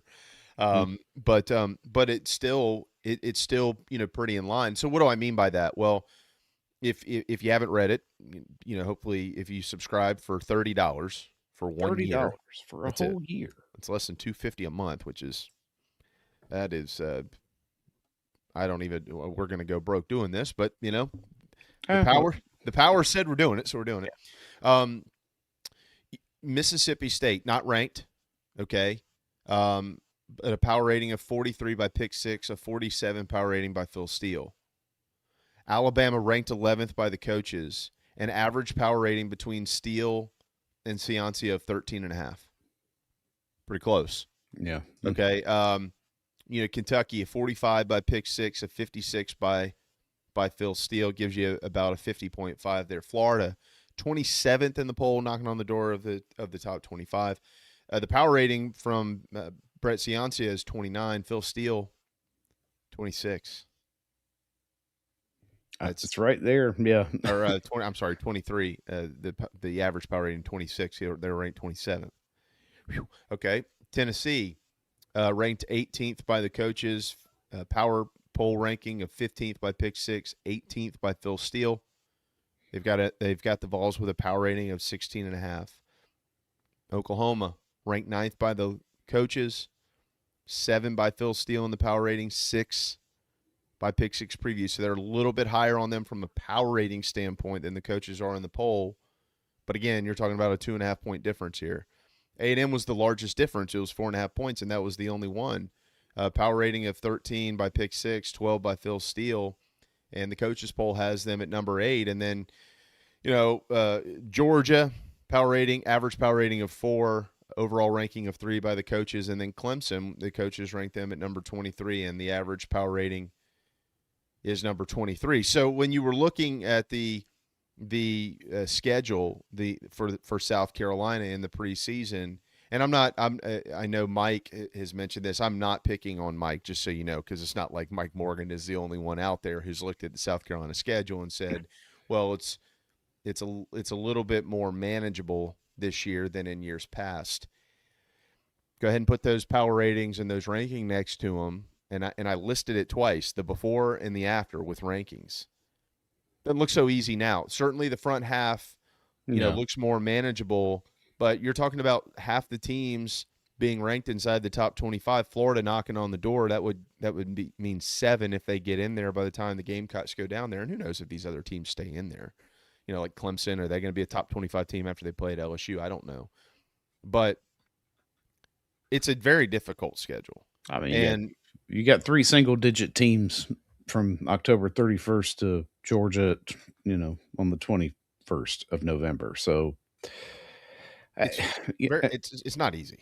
It's not. See, and I think that's some of that. Like, it's getting lost in these conversations about schedule because you're like, well, okay, South Carolina's schedule is not as hard as it usually is, and I think some people are just like, oh, they got an easy one. Well, there are no easy schedules truly when you're looking at this. Hold on, let me interrupt you. Why do you think people are saying that?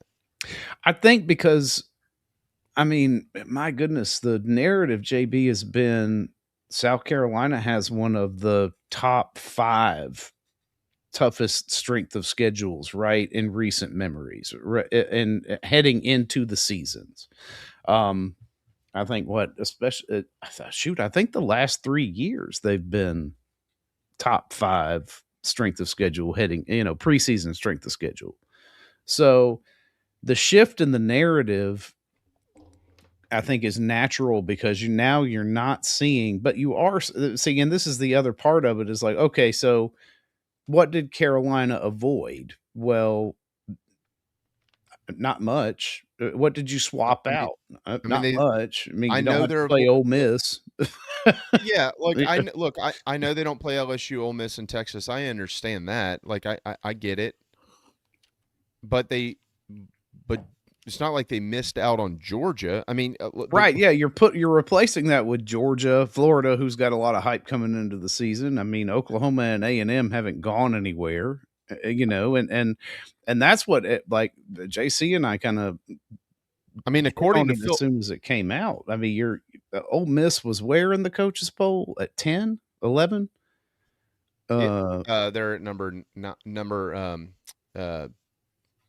shoot, where'd it go? 11 or 9. 8, 10. Yeah, 10. 10. And that's 6th in the SEC. Well, look, we have what time do we have Phil Steele on Friday? 11 o'clock? Phil's at 11, yeah. Mm-hmm. Okay, so Phil Steele, his 2026 forecast in the SEC, he's got Georgia and Texas at 1. And then right behind him at Alabama, Oklahoma, Ole Miss, A&M, and Tennessee. All right, so if I'm doing my math right here, and I'm all right with math, that's 5 of the top 7 teams in the league, according to Phil Steele, are on the South Carolina schedule. And, two of them, Alabama and Oklahoma, are on the road. I don't, I'm not telling anybody they're wrong. Ultimately, we don't know. Yeah. But I don't, and I do think that there's a chance that Alabama has some issues. Okay, they might not. That's just my preseason groundhog prediction. Yeah, maybe they've got some problems this year that traditionally you don't expect Alabama to have. Offensive line, running back, those are questions. They don't know exactly who their quarterback is. Like that's kind of rare in Tuscaloosa, at least in the last 20 years it has been. But I mean, I don't. Oklahoma might have the best defense in the country, and you got to go see them. You still have to go to Tuscaloosa and play at night. You've got Georgia, who is the preseason number 1 team in the league, predicted to win it and compete for a national championship coming in late November. Yeah, I don't. If this schedule was the schedule of a Big Ten team, everybody would be raving about how difficult the schedule is. Yeah, it's comparative within the league itself, right? Because some of these teams in the SEC on paper look like they have harder schedules than South Carolina does this season, as opposed to where Carolina has been trying to go through this gauntlet over the past few years. But there are no easy schedules in the SEC. I mean, there are some that are easier than others. I think the right way and the way to frame it is more manageable as compared to the preseasons of the previous like 3 to 5 years. But even then, it's you lose the context of this is the deepest league there is in college football, hands down, without debate. And it is a gauntlet for all 16 teams regardless. Yeah, I think part of it too, and I agree with you. I think part of it too is the fact that while I mentioned 5 of the top 7, and you do play 9 league games now, Arkansas, Kentucky, and Mississippi State are all here, and all 3 of them are predicted 14, 15, 16 by people like Phil Steele and pretty much anybody else out there. It's those 3. You might have somebody who mentions Vanderbilt, and they'll say, well, they're going to go back to being Vanderbilt. We'll find out. I'm not sure. But I think that a lot of these folks who are trying to diagnose the difficulty of schedules, and they're, while they are acknowledging South Carolina has some challenges, they're going, hey, look, they opened the year with a couple of cupcakes. It should blow them out. And they also played the 3 worst teams in the league that we think are the 3 worst teams in the league. Right. And fair enough. Got it. Understand that. I don't know, to me, that is enough to outweigh the difficulty of the other teams because of what you have to do to be considered successful in the sport. Mm-hmm. Like if a winning record, if 7-5 was an acceptable record that got you into the college football playoff, like I think I would look at that.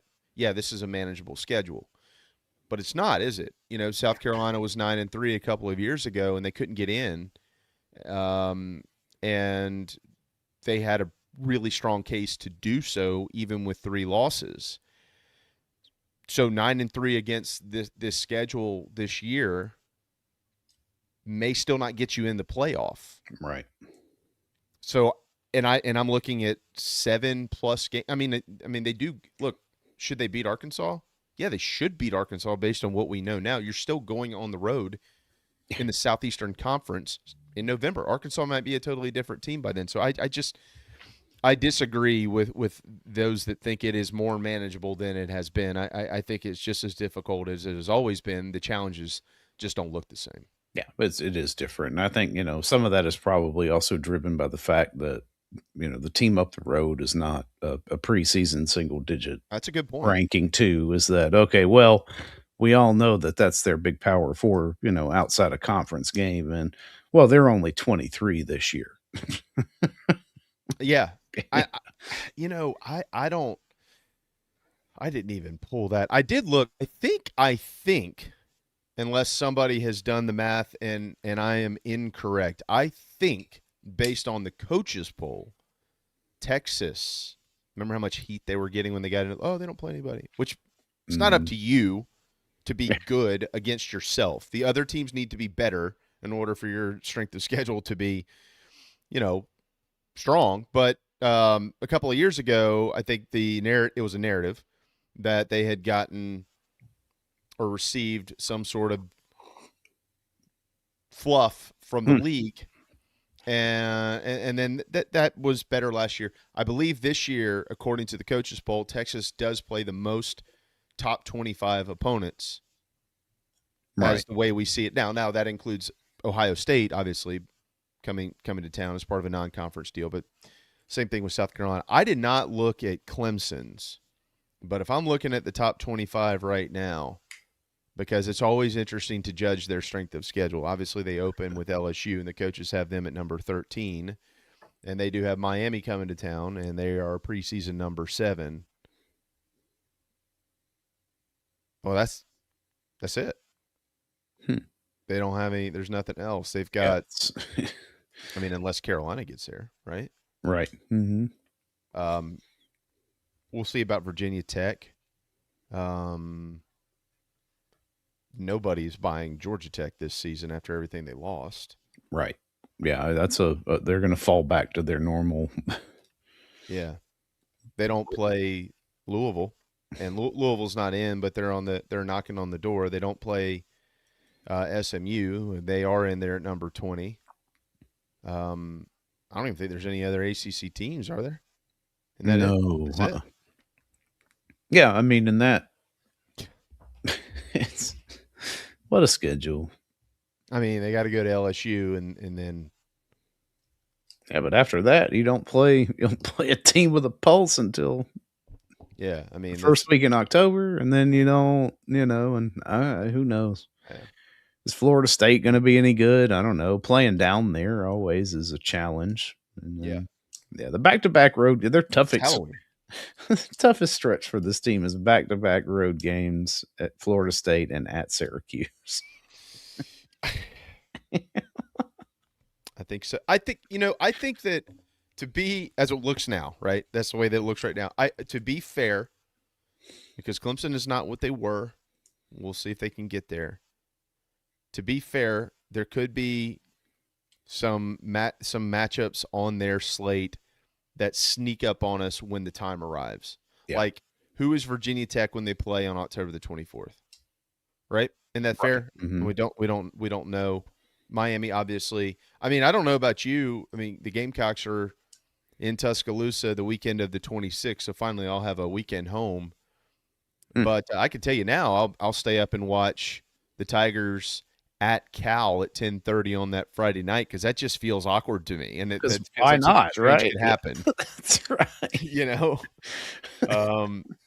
You mentioned Florida State. That's Halloween. Syracuse, obviously. What does Duke look like on November 20th, the week before? Well, I guess that's a Friday night, the week before South Carolina comes to town. Mm-hmm. I mean, those are the weird college football games that you wake up on Saturday morning and you're watching College Game Day and everybody's going, did you stay up and watch and see what happened in Berkeley last night? Did you see what happened in Durham? Like, those are kind of those weird conversations. Yeah, I mean, that's the random events generator that is the ACC, right? Like, it is. You never know what's going to happen, right? And I think JC has already coined that Cal game as Reefer Madness there on that Friday night, which is one to keep an eye on, right? I mean, it's going to be a weird game, and teams go out there and lose, like even to bad Cal teams. So, it's interesting.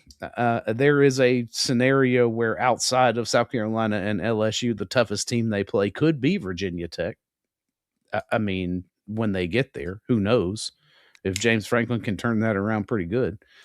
But it's just looking at this, who knows? Yeah. I mean, on paper right now, Miami's the one, but I mean, I don't know how many. How much do we really know about a North Carolina team who could legitimately start, half of their team as freshmen? It's still I know we are told. I know nothing. It's not like I've done a bunch of homework, or I don't even know. I don't even know if I have a contact in Chapel. Well, I guess we have a contact in Chapel Hill, but I have done no research on North Carolina's team. All we've heard is it's different from last year. It's more organized. They have more talent. Bill Belichick is much more comfortable as a college head coach, and that's gravy, man. I mean, that all very well be true. Very well may be true. I'm not even saying I don't buy it. I actually do buy it. I'm sure he is more comfortable as a college head coach. I do believe they have more talent, but it's still just something's not there for me. I just don't know what it is. That's weird. I don't know. It's very bizarre. I don't think it's going to work, but we'll see. And I don't think we're going to. I haven't looked at their schedule much either. I mean, I'll be. This kid. Yeah, they better be better. I mean, they've got TCU in that. That Aer Lingus game. Oh yeah, that's right. Ireland to kick things off. Yeah. When is that? That's in 24 days. And then they've got ETSU. and then they go to Clemson, then they've got an off week, and then they've got Notre Dame. This team could. There's a lot of possibilities for North Carolina. Then they go to Pitt, and then they go to Duke. I mean, can we look up in the middle of October and they're standing there at 1-5? 1-5. I don't think it would surprise anybody. Does somebody have the balls up there after a 1-5 start to look at Belichick and go, "Yeah, look, man, we try to tell ourselves this is working, but it's not." Does that even do any good for you? I mean, I don't even think it would. I think you might as well let him coach out the season. Yeah, but I mean, I don't know. But you know what? We could look up and they're 4-1, and I think South Carolina fans would hope that there's at least 2 wins after 3 weeks, because that would involve that team in the upstate, wouldn't it? Yeah. Mm-hmm. Yeah, if they've got 2 wins in 3 weeks, maybe it'd be look, TCU and ETSU. Yeah, I mean, I'm excited for football, but the TCU game, obviously, we've got a little bit of a vested interest in that, because who is their offense without Kendall Briles? I'd like to see what that looks like. Yeah, it will be interesting to see how they kind of bounce back. Do they keep shades of that, or do they just kind of move on to a completely different offense? I don't know who the coordinator is there this year, so I don't know that it matters. I think Sonny Dykes is pretty involved. Yeah. Oh, well, I mean, yeah, that's he's going to have his fingers in it. So yeah, I mean, I know he did when Kendall was there for the last couple of years. Mm-hmm. I don't think to the extent that maybe has been dished about on social media and things like that, but it wasn't always just Kendall's call in Fort Worth either. So yeah. Anyways, but so that's the top 25, and we'll see what it all looks like. See how it shakes out. I don't know. It's just everybody's worried about Kent State around here. That's all I care about, huh? Yeah. Yeah, I'll have an over-under out soon as part of a what do we call that thing? Morning show scramble. Yeah. Mm-hmm.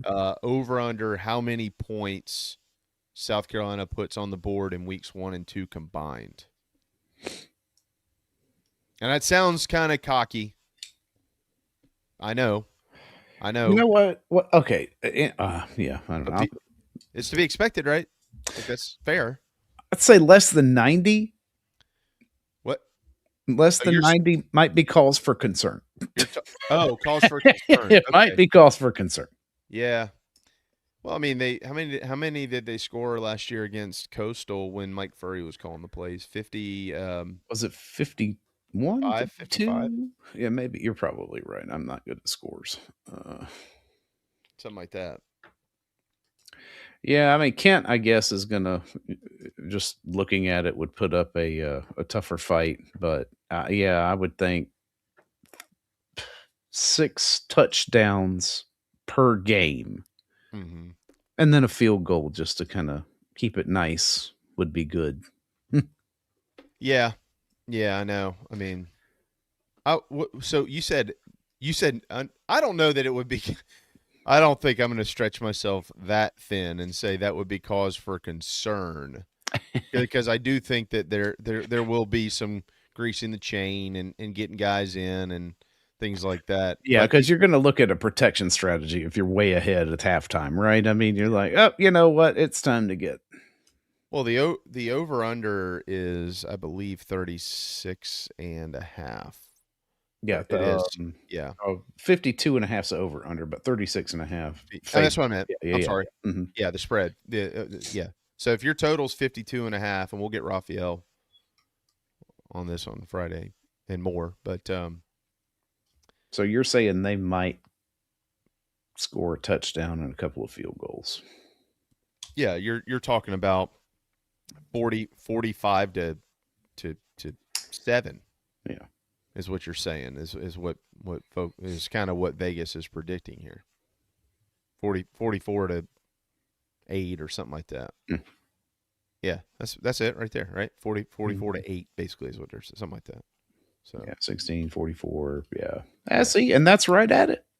That's at it. Right there. That's right at that 45. Yeah. So I'll bump. So look, there probably won't even be a line for Towson. So no, there shouldn't be. Yeah, because So we'll be bumping that number a little bit. Probably in the triple digits, which is I can't remember. Matter of fact, that's in my lifetime. I'm not so sure that would have ever been the case. Having 2 games like this to start the season. When is the last time that even happened, JC? Where you had a couple of cupcakes to open the year for South Carolina. Okay, cupcakes, no, but they did open with an FCS and a group of 5 in 21, but it was at East Carolina. I don't know that you even count that. No. The last season I can remember this happening, shoot, man, I'd have to go back to like 87. It's been a while. 87, I looked at this. Carolina opened in 80. I poop you not, gentlemen. Carolina opened the 8, which is crazy because, anyway. The 87 season opened with App State and Western Carolina back-to-back. That's right. That's it. That's the year.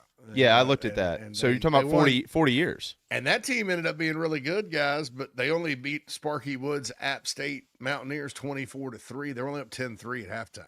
Mm-hmm. Then they got a little better against Western Carolina, and then they lost to Georgia by 7. Had Nebraska beat, lost to them, and then they just started killing people and winning bigly. Yeah, that's the last one I can remember because when they got in the SEC, Georgia and Carolina was the opener for years. Mm-hmm. Until like 96 is when they moved it back finally. Mm-hmm. Carolina has opened with 2 SEC games more than it has with 2 non-power opponents. Well, okay. Okay. So in 2000 and all right, bear with me for a second. I'm pretty sure they opened at Vanderbilt. I know they did in Muschamp's first year, 2016. But didn't they also open at Vanderbilt in 2008? The James. No, 8 was it back-to-back Thursday nights. It was NC State at home.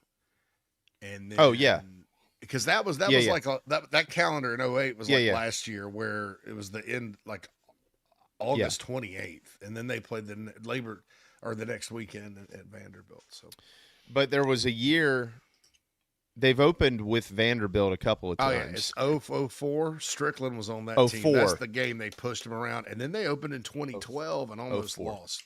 Yes, there you go. That was the Super Bowl game. That was the Super Bowl game. Yeah, that was one of the ugliest games. I was there for like a half, and my friend Jerry and I, it started raining, so we went back to Franklin, Tennessee to watch it. The rest of it, but Marcus saved them.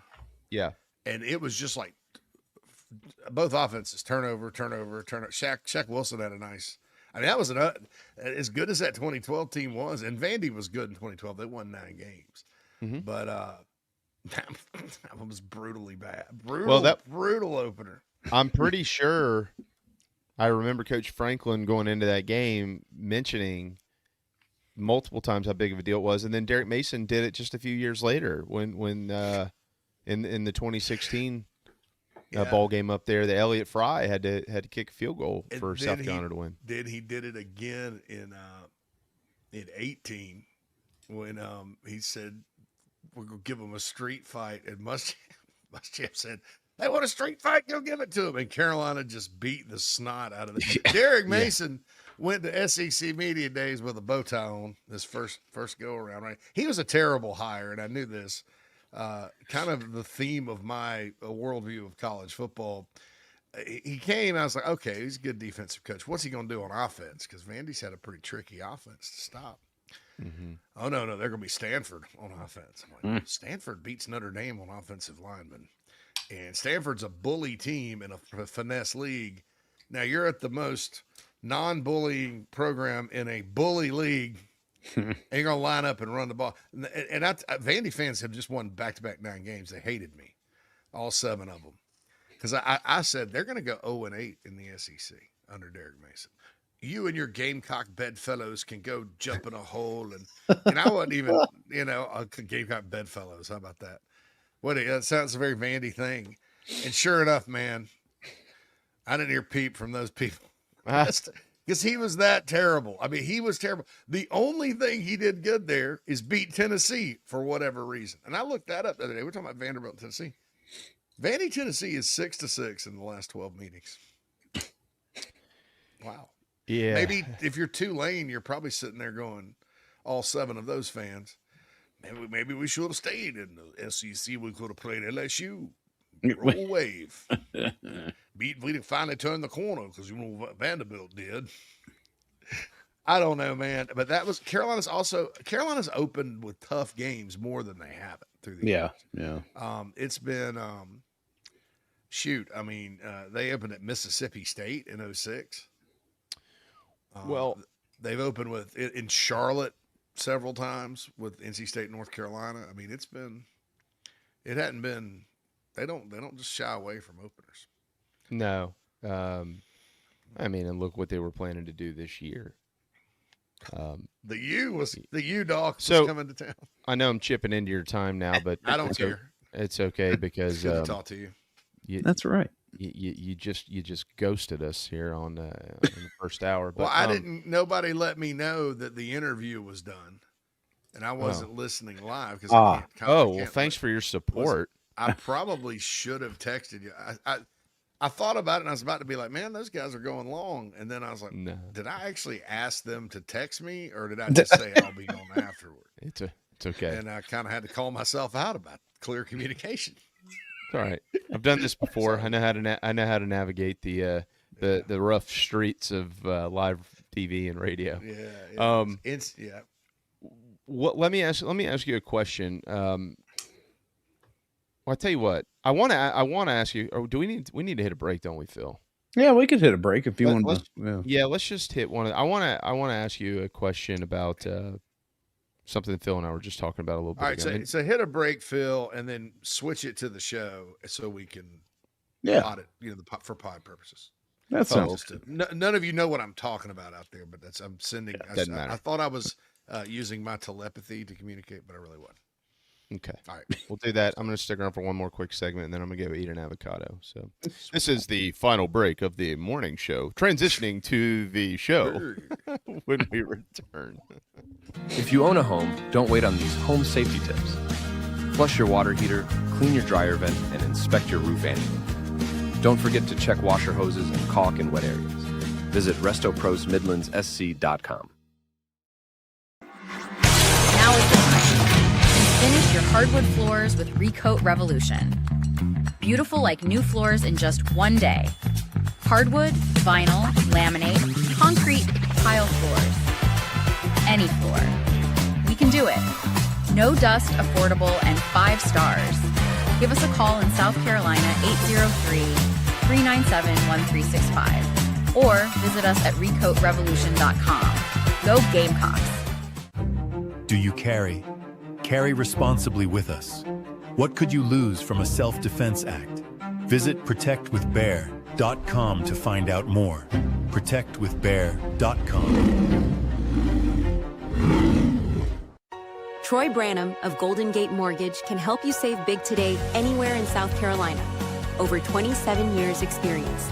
Visit ggmortgage.com. Troy Branham of Golden Gate Mortgage says go Gamecocks. Dry Space Crawl Space Solutions are your local home protection experts. Crawl space encapsulation, sump pump and drain installs, humidity control, duct cleaning, basement waterproofing, concrete leveling, and French drains. We do it all. Visit dryspacecs.com. dryspacecs.com. Go Gamecocks.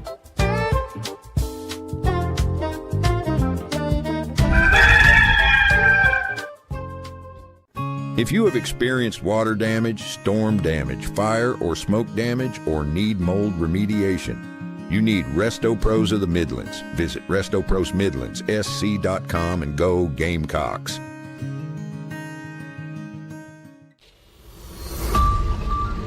Subscribe to FourQuarterFriday.com for just $1. High school sports coverage in South Carolina. Part of Rivals and on 3.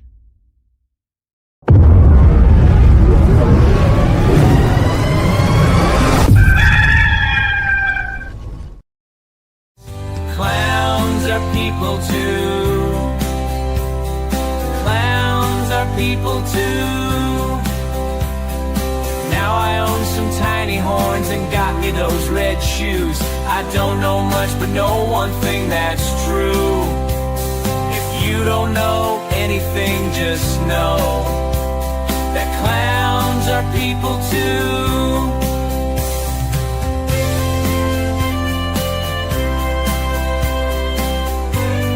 Now back to the clowns on the Chief Sports Network. All right, welcome in everybody inside the Gamecocks, the show. Final hour of our live super stream here, and we have a special guest with us today, JC. And that Jamie's in. Jamie's holding over. Not for All right. much longer. That's We got right. a topic. Hey, Jamie's got a topic that we have we paid that British lady's invoice yet for saying now back to the show?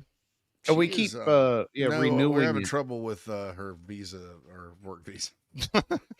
That's right.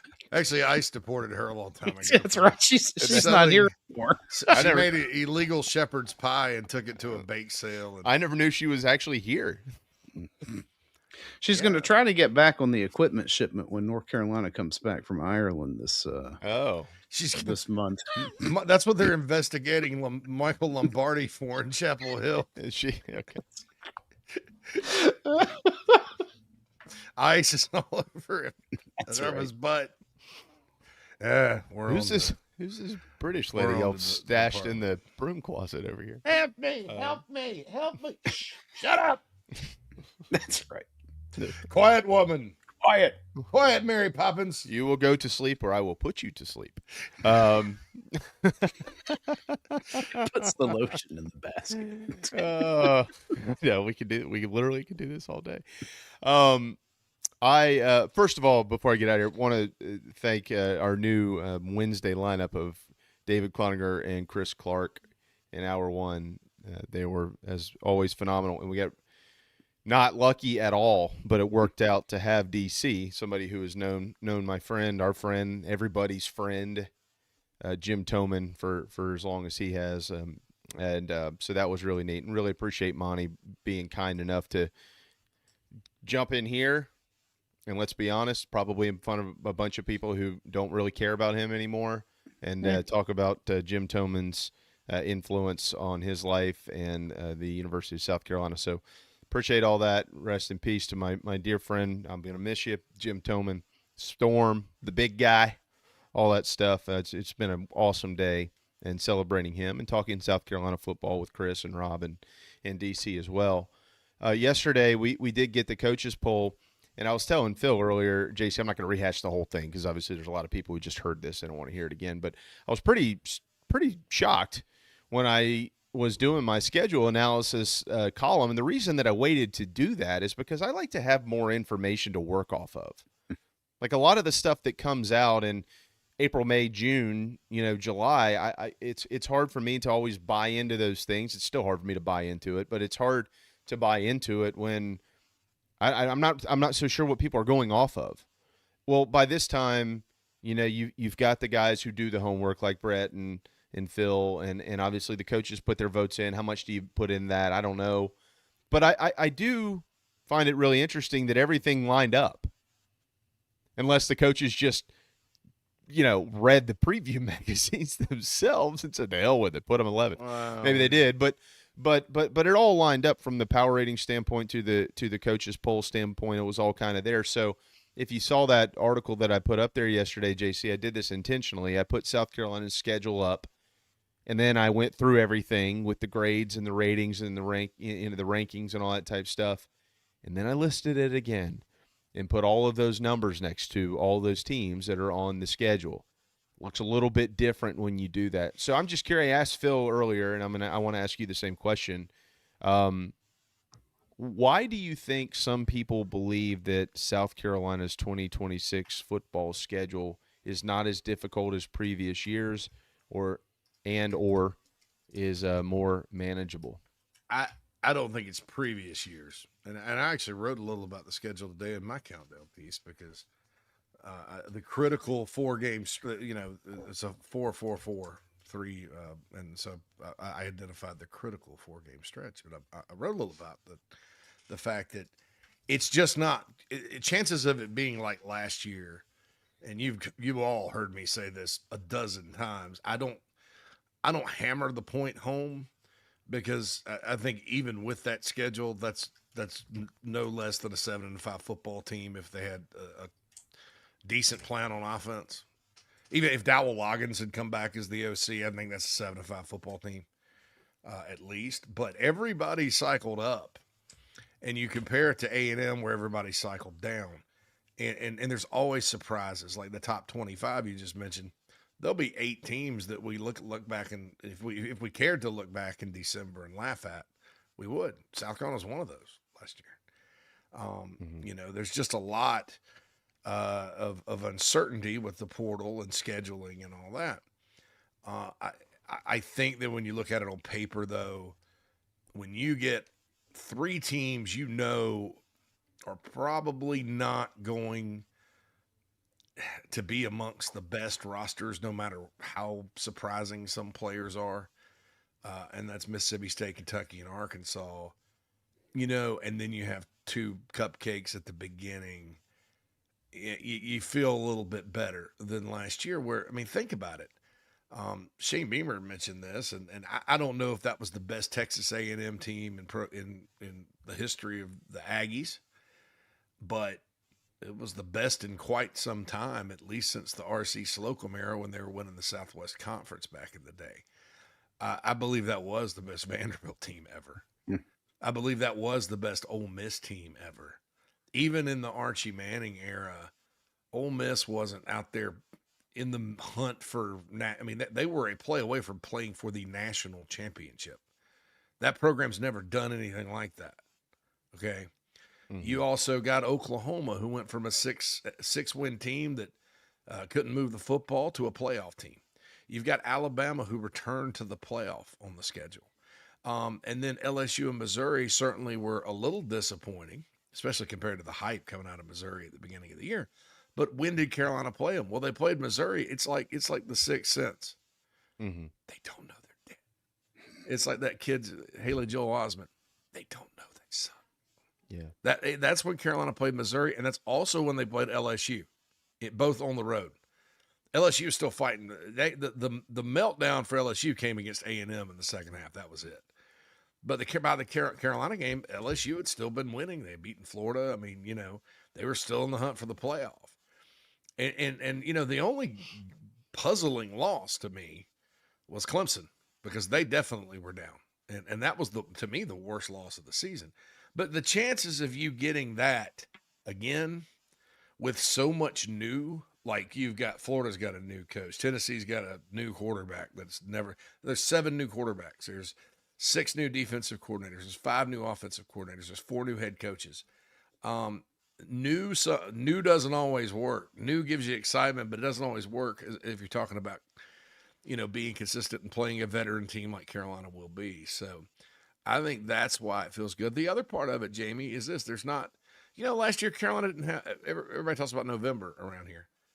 Carolina didn't have a conference home game in November. Yeah. It was just the 2 at the end. They had to hit the road to Ole Miss and then Open Date and then A&M. The schedule's kind of back and forth, home away. Mm-hmm. And so I think for those reasons on paper, it looks that way. I have cautioned everybody, though, that you never know. With the way they do it, you're in the SEC, man, your ability to make the playoff largely depends a lot of times on who those 6 teams that rotate on are. Because you got 3 permanent now, it's going to be that way. Because, one year, all 6 of them may be up. You may be down. Because that's the way they're going to do it. I don't know that there's an easy way to do it. Then you're going to kind of be at the mercy of that in some years as far as your final outcome. I for what it's worth, I do think that you're right. I mentioned to Phil earlier, looking at Steele's power ratings, Carolina plays 5 of the top 7 teams in the league. And they play 9 conference games. So I'm not sitting here trying to figure out a way to convince people that South Carolina is playing an exceptionally difficult schedule or something like that. Maybe I think about it. Maybe I've been so conditioned over the years to see things from a coach's point of view that it's hard for me to see it differently. I don't know. But it almost feels like there is like this idea that the Gamecocks need to have Texas or Ole Miss on their schedule as opposed to Kentucky or Arkansas or Mississippi State in order for this to be considered a very difficult league schedule. And you know what I'm saying? Like, well, they don't play LSU, they don't play Ole Miss, and they don't play Texas, right? But they did get Georgia. They do have Tennessee back, and everybody seems to be high on Tennessee once again. And they have to go back to Tuscaloosa, and I don't really care what we think we know about Alabama. You have to go to Tuscaloosa. They're not going to be that bad, you know, and you got to go play down there at night. I mean, if Alabama isn't as good as we have seen Alabama being in over the years, I'm not so sure that he's a soul on earth who's ever stepped foot Bryant-Denny Stadium that's going to say, well, that's a game you should win. No. Because that's not true, you know. So I just don't. I think that the challenges on this schedule are as difficult as they always are. You go to Oklahoma, you go to Alabama, the two winningest programs in the history of the sport. I think something like that. 2 of the 3, 2 of the 4. I don't know. And you've got a November blue collar game out at Arkansas. We have no idea who they're going to be. We don't have the first clue who they're going to be. And Georgia comes to town. You've got a rebuilding Mississippi State team, and you've got a Florida team that everybody continues to say they've got plenty of talent, and you got to go there. So I'm not disagreeing with you. I'm just making my case. I agree with everything that you've said. I think I look at this schedule and go, they've got the known challenges, and then they've got the unknown challenges. And forgive me if I'm going to give the benefit of the doubt to a team in the SEC being better than people think they are, because we see it every single year on the South Carolina football schedule.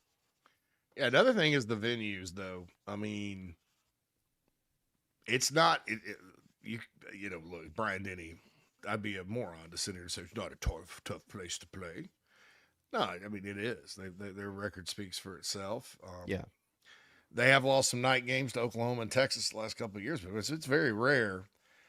And the 2000 Gamecocks were much better than the 3-8 Bama team that got Mike DeBose fired. But guess what? Bama beat them in Tuscaloosa that day. I was there. It was a day game. But, you know, you go to Bama and Oklahoma, that ain't like going to Texas A&M or LSU. You know, it's just not. It's not like going to Sanford Stadium or Neyland Stadium these days either. Arkansas is not like that. Clemson and Florida are if you just talk about venue, like loudest places, those are the two loudest places Carolina plays. So they avoid, like, you know, it's exceptionally difficult to win in Baton Rouge. It is exceptionally difficult to win if you're Carolina at Kyle Field. When Auburn's rolling, it's very hard to win at night down there. Because they're just a cut above venue-wise. Carolina's in that category. So I think that makes it a little bit more manageable because, man, if you look at Carolina's history at Neyland Stadium, it's like, God, don't go.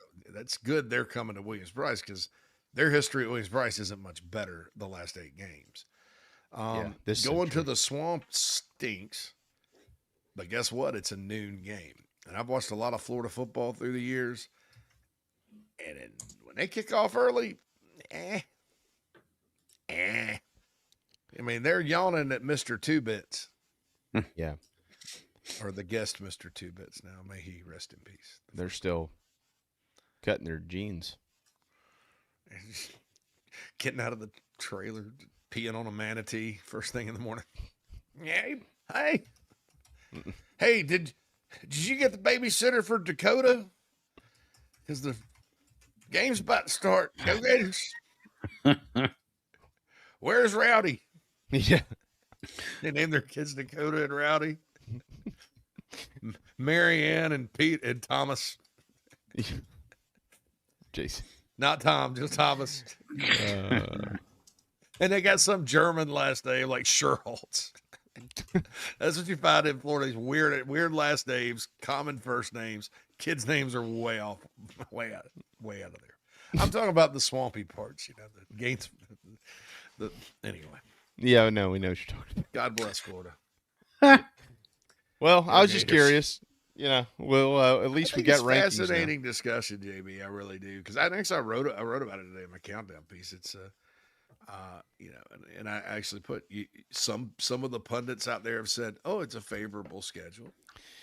Some say it's the most difficult. Somebody wrote I don't remember which the most difficult schedule in college football. One of the most difficult in college football. Oh, did they really? Who was that? I think it may have been Bill Connolly, but okay. Matt Anderson eviscerated him in an article on the Big Screen. Oh, about some things he said, but I just think it sets up easier than last year. Well, I think because I didn't see that.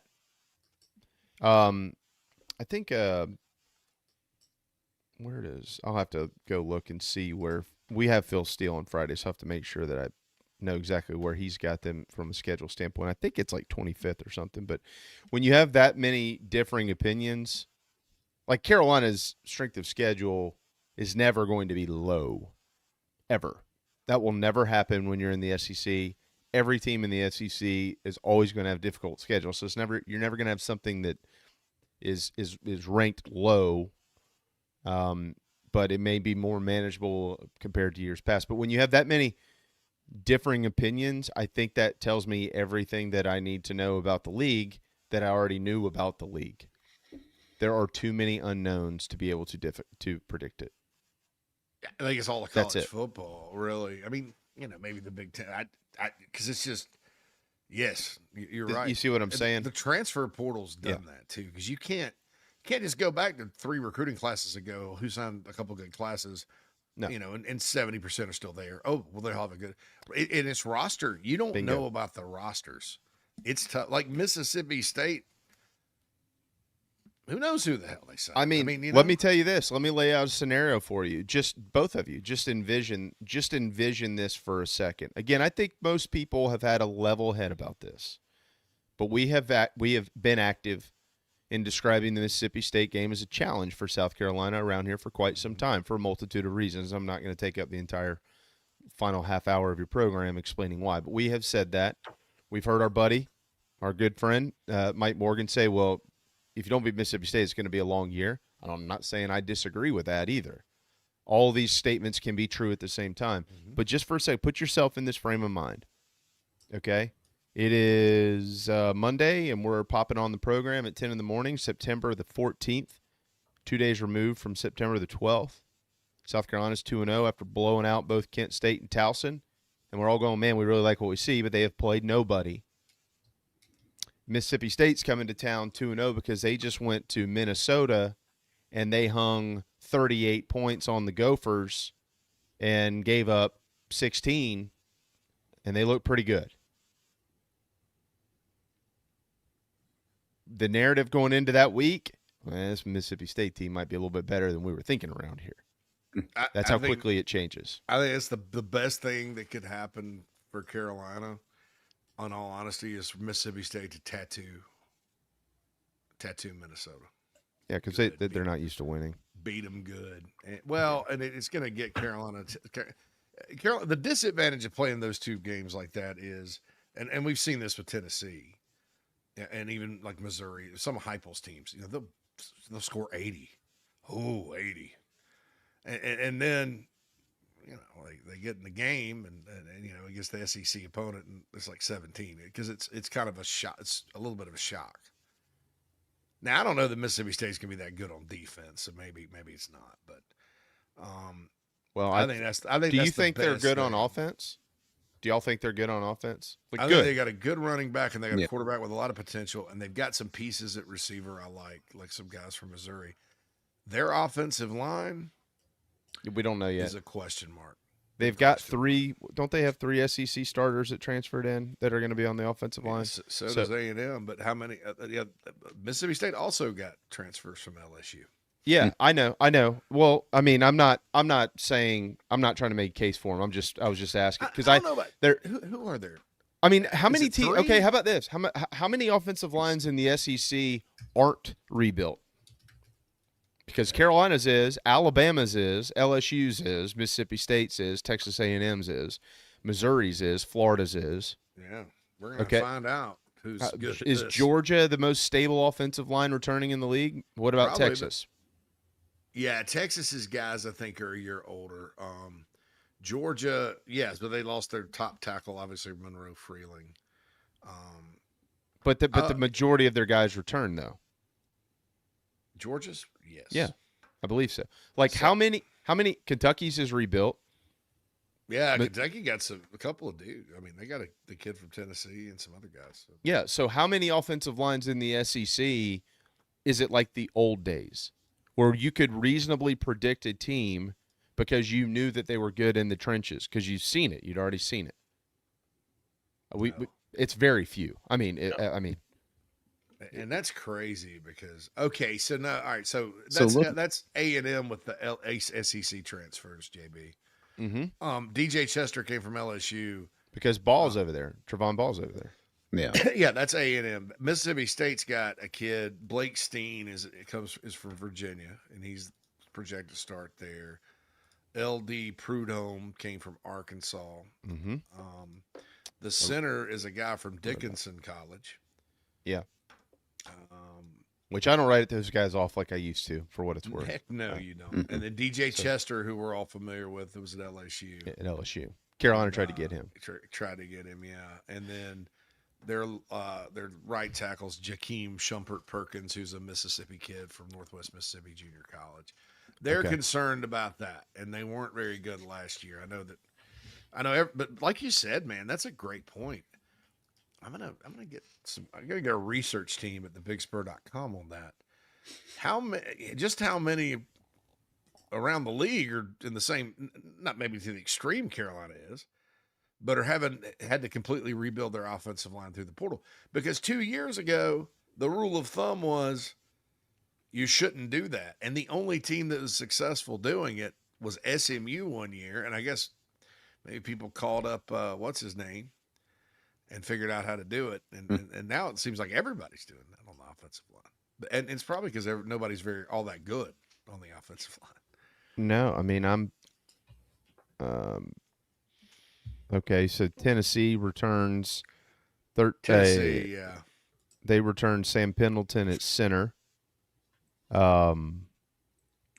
Jesse Perry started 12 games last year at right guard. Okay. Started 8.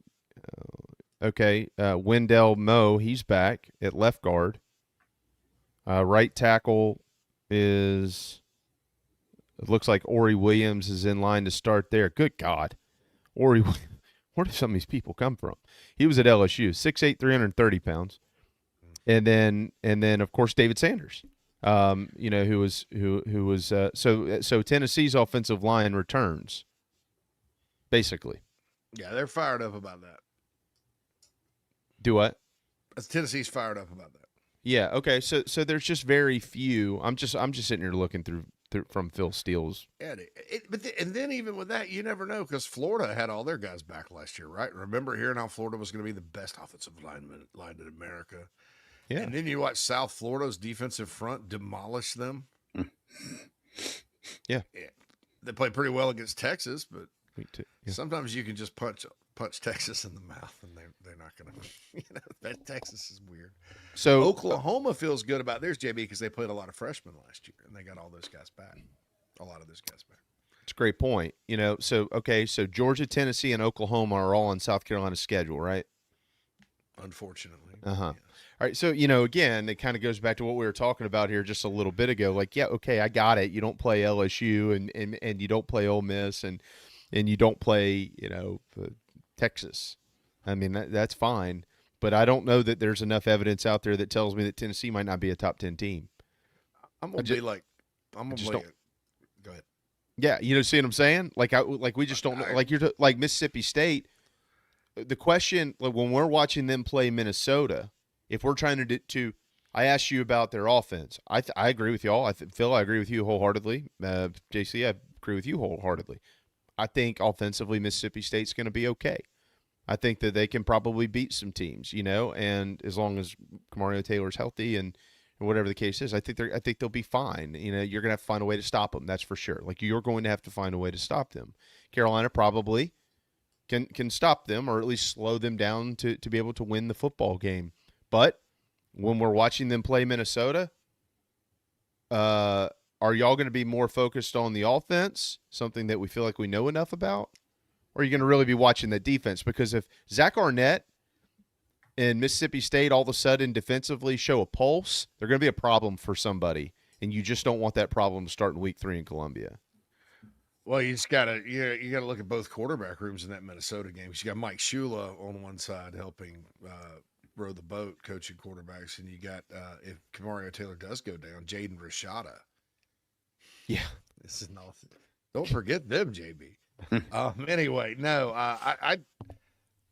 Minnesota, if anything, is going to have a big, nasty offensive line with guys that have last names like Knudsen, that start with a G, G-N-U-D, and these guys. Minnesota's going to have a brawler offensive line, and so I'm watching that defense. I'm watching that defense to see if they push them around, because that's exactly what Minnesota's going to try to do, is push them around.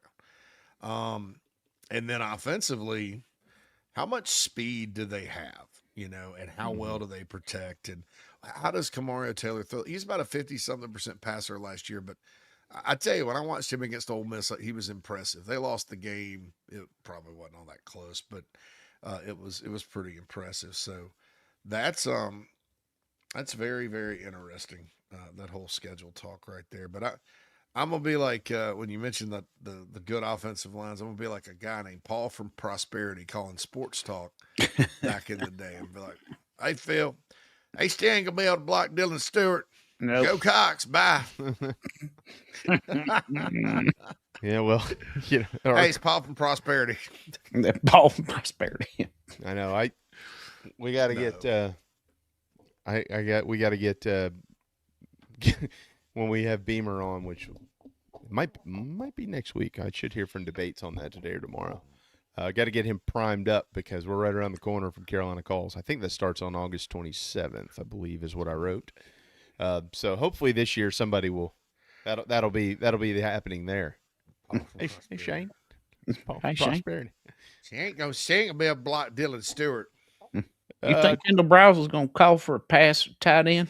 I got a question for you. Matter of fact, I got 2 of them. First, appreciate you waving at my mama that one time. And the second is, how is Dylan Stewart healthy? And which tight end do you think has the best chance to catch the first pass of the year? I'll hang up and listen, and go Cox. It always starts with they turn their radio down. This is it sounds like turn your radio down. David Bowie concert. Every time. Yeah. Every time. No, but I've asked Shane that before. I'm like, why don't y'all just answer the phones and say, hey, Michael, welcome to the show. Go ahead and turn your radio down and let us know when you do, and we'll put you on the air. I've heard Todd do that before. He has. I think one year it got egregiously bad, and he just headed them off. But no, I think the reason I said that, though, is the idea with these good offensive lines in the SEC is that none of them are really that good. And so the idea is, if you're Carolina, is for your defensive line to not really worry about it. Yeah. No, good offensive line, it's just not a chance, because they're a really good D line. And I've seen that happen. I mean, it happened in the Georgia game in 19. Remember that day?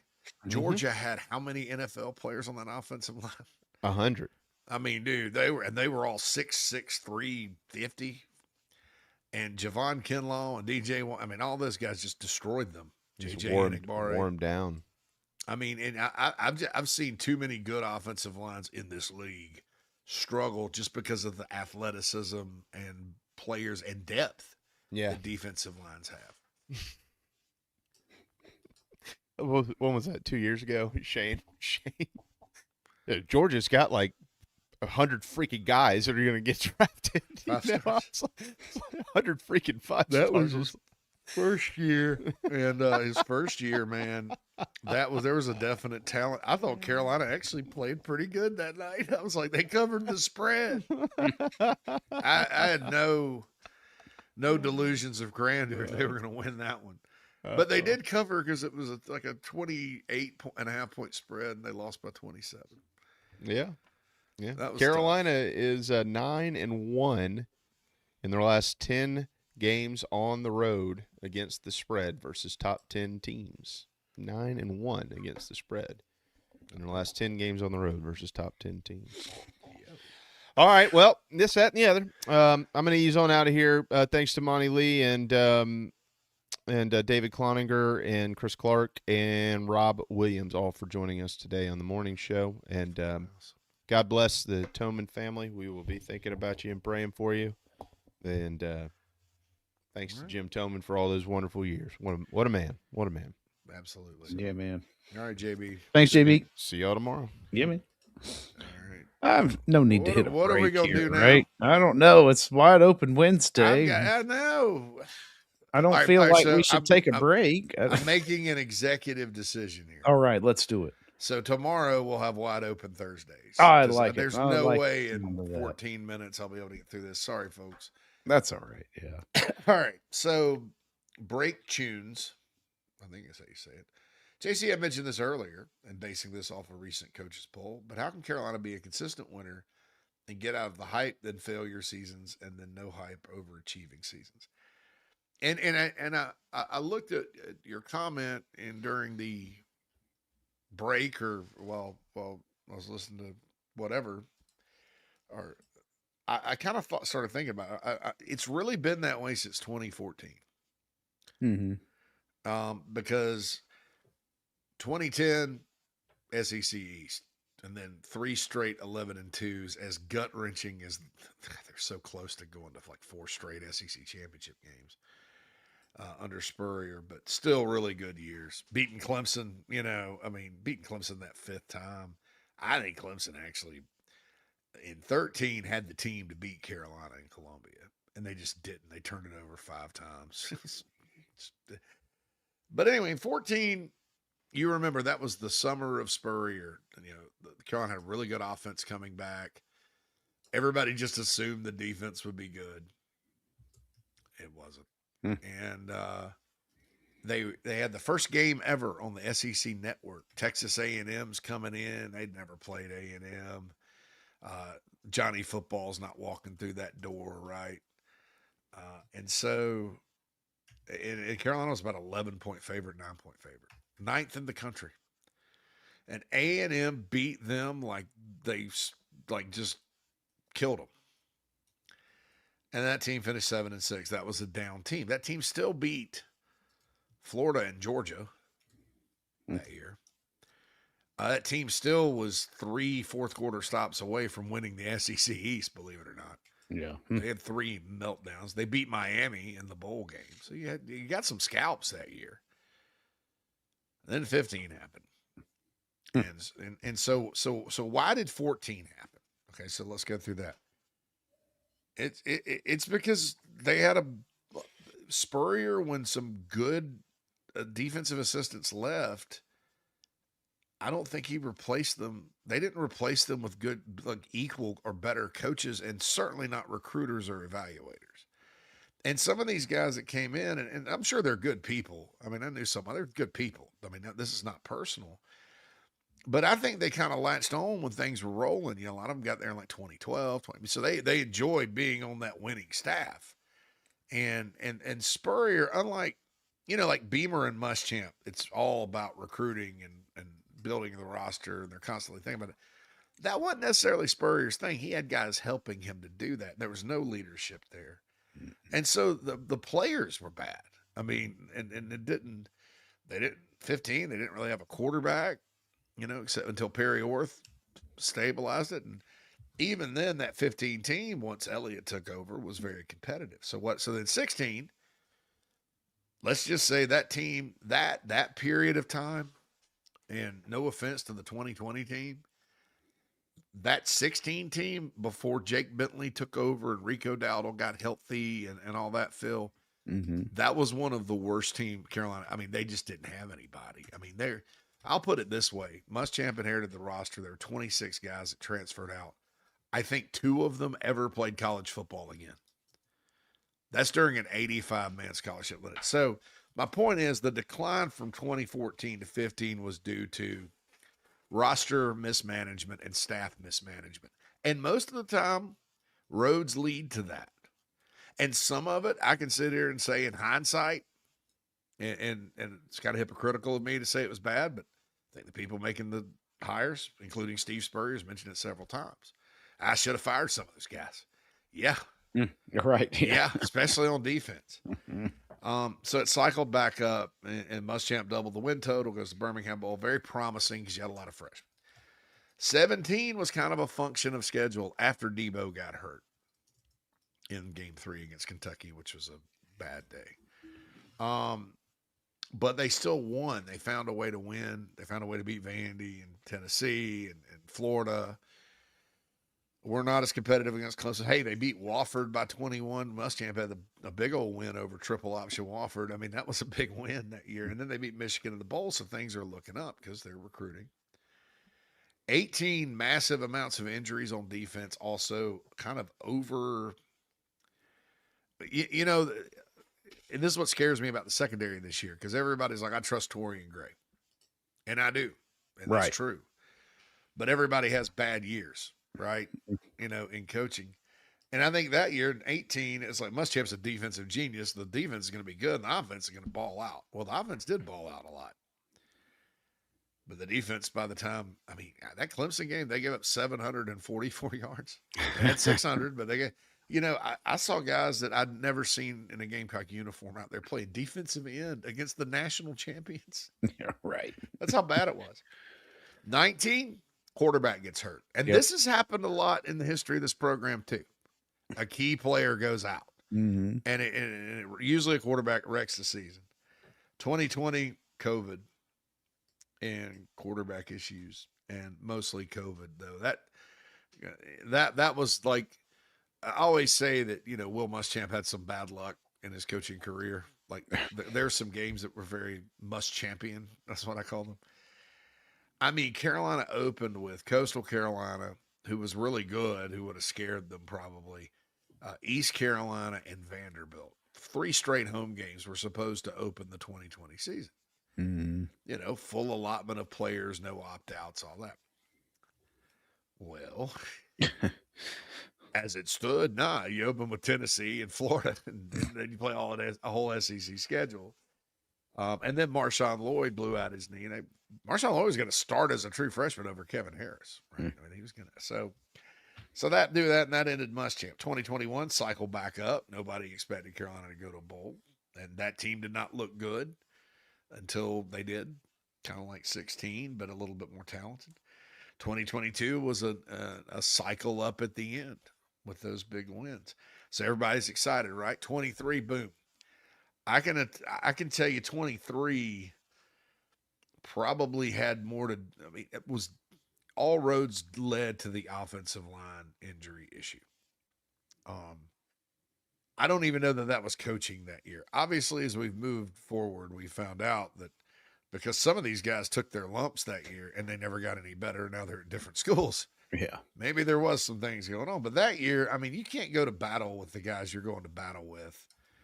And I thought it was kind of, I guess, a good job to rally the troops and come within a win of a bowl game. And they should have beaten Florida that year, really.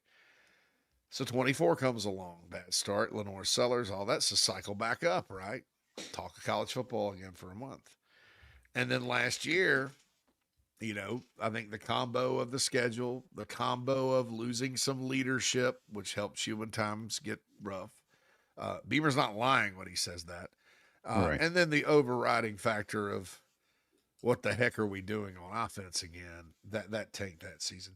So there are tangible reasons for this roller coaster. Some of it's just chance with injuries. Some of it's mismanagement, coaching, hire mismanagement, personnel. But You want to know how they're going to be consistent? I think that word personnel. You've got to keep good personnel in place, which Carolina's done a good job of. And if there's not somebody that's good, you got to get rid of them. And then if you replace them, you have to replace them with somebody that's just as good or better. I've seen too many programs lose coordinators when things are successful. And this is why I've got my eye on A&M this year, Phil. And just promote from within or do this, do that, the other. And look, sometimes the internal promotion works. Look at Clemson. Tony Elliott was promoted from within. Right. He was ready to roll. You know, they had a squad. Arguably, some of the things he did were better than Chad Morris. You know, but and it's hard to do that. It's hard to say exactly how things work out, but you know, it's personnel related, coaching related, all that. So, and that's been all three head coaches have made mistakes that have been costly as far as that goes. I'm not saying South Carolina wins every single game if those mistakes aren't made. I'm just saying they'll probably are better years. So true. Yeah. Mm-hmm. Quantrell says, on 3 partnering with the prediction market. I don't know how to feel about that. Yeah, I don't know much about that. It is Polymarket. They are our official predictions partner at On 3. So I don't, maybe Quantrell, we can, when we got Wide Open Thursday tomorrow, you could put in the chat box kind of what, I've never gotten into that. I don't know what that is exactly. Yeah, I'm kind of similar to you. Was like I understand it, kind of, but I don't understand it enough to be able to comment on it intelligently. So I won't. Yeah. I just know that you know they're our official partners or whatever. Lauren says something about the defense not being good. I'm going to say this about the defense, Lauren. They could very well give up more points than you're used to. If this is a tempo offense that's run kind of how I think it's going to be run. And what you got to do if you're bothered by it, you're like, our defense sucks now. Don't say that. Look at Saban's defenses at Alabama and the NFL players that they had on those. They were elite defenses. Yeah. And when they started going fast and chunking all over, they gave up points, more points than he's ever given up. Because you get a track meet like that, when you're back and forth, the defense doesn't have time to rest, that kind of thing. And that does affect things. That's why defensive-minded coaches don't like tempo offenses. They don't like it because they can't. It's hard for them to stop. And then they don't like their head coach to run it because their defense gets worn slam out. Yeah. And it's like, but Clayton White, though, from what I hear through the grapevine, Clayton kind of likes this. He digs it, huh? Yeah. He digs it. He's not an old school defensive coach. And my theory on that is if your offense is very good and scoring quickly and you're putting points on the board, as a defensive coach, you can gamble a little more. So like that that was the gutsiest, one of the gutsiest defensive calls I've ever seen. I love that. And it worked against Alabama. Yeah. Against double corner blitz. Ty Simpson and those receivers. You know what I think we'll do? We're going to dial up a double corner blitz. Yeah, that's right. Yo, and it worked. I think it was Vakari Swain took his head off and made him fumble. But that was smart coaching, I think, because if you look at Ty Simpson, he's very good at avoiding pressure from his backside, moving, or moving over. So you got two guys coming, and so he got him. And he didn't. He did. I saw Ty Simpson against Vanderbilt a couple of times. I watched almost all that game. Fumble and recover his own fumble a couple of times. So he did have an issue with holding on to the ball. So Krager said the Brooks Austin video. I think it's Brooks Austin. It's not Austin. Brooks Austin breakdown video was awesome. Yeah, it was, and it was eye opening for me. I think. I mean, just me personally. There's some look. I freely admit, in the sport of football, there are people that could do things I cannot do. I have to listen to them. Krager said how many of Sellers' misses were because of footwork. The misses that he didn't have a lot of pressure on him, 100% probably. And that was what he needed to work on going in. We talked about that last year. Right. Get the footwork right. And what you do, I think, instead of square peg round holing it, is if you have a college quarterback that's, needs to get his footwork right, all that good stuff, that's fine. Well, and then if he just cannot do it, then you just don't have him plant his feet. It's, so. Hey, Cav says Clayton White knows how to handle up-tempo offenses. That's why I'm so high on our ceiling this year. Yeah, do the math. I get that has to be reality. Yeah, I mean, and at Western Kentucky, I think Tyson Helton was a coach. They run an air raid, so spot the ball is what Clayton White has to say. Now, Krager, I was actually thinking today, is it Brooks Austin or Austin Brooks? But it's Brooks Austin. Yeah, the only reason I knew is because I actually wrote it down yesterday on my little. We got to get him on the show. Yeah, so we can get him on. Yeah, that guy's good. He's really good. So anyway, gosh, it's time to go already. I know. That's all right. We'll make it up tomorrow. We'll make abbreviated version of the show. That's all right. We had a lot going on today. Packed house, guest-wise. Unfortunate passing of Jim Toman. Thanks to Monty Lee for joining us. Yeah. Fontrell says defense gives him zero concern. Hey, Cavalier says, I blame the entire season on Shula last year. And I feel so bad. I almost feel like go ahead. No. What I was going to say is, and it goes back to the, talking about defense and up tempo, is that there were times where that defense was on the field as much last year as they would have been in a up tempo offense, but there were no points there to help them out. So some of these guys have that kind of experience just in a more depressing setting, in that nobody was scoring that many points on the offensive side last year. And it'll feel a lot better coming in quickly off of a touchdown than it will be off a turnover. Yeah, and the other thing about it too is when your offense isn't scoring, what you'll do sometimes is like pick your poison. Yeah. You won't gamble, you won't blitz, because you're trying. It's not like prevent, but you're trying.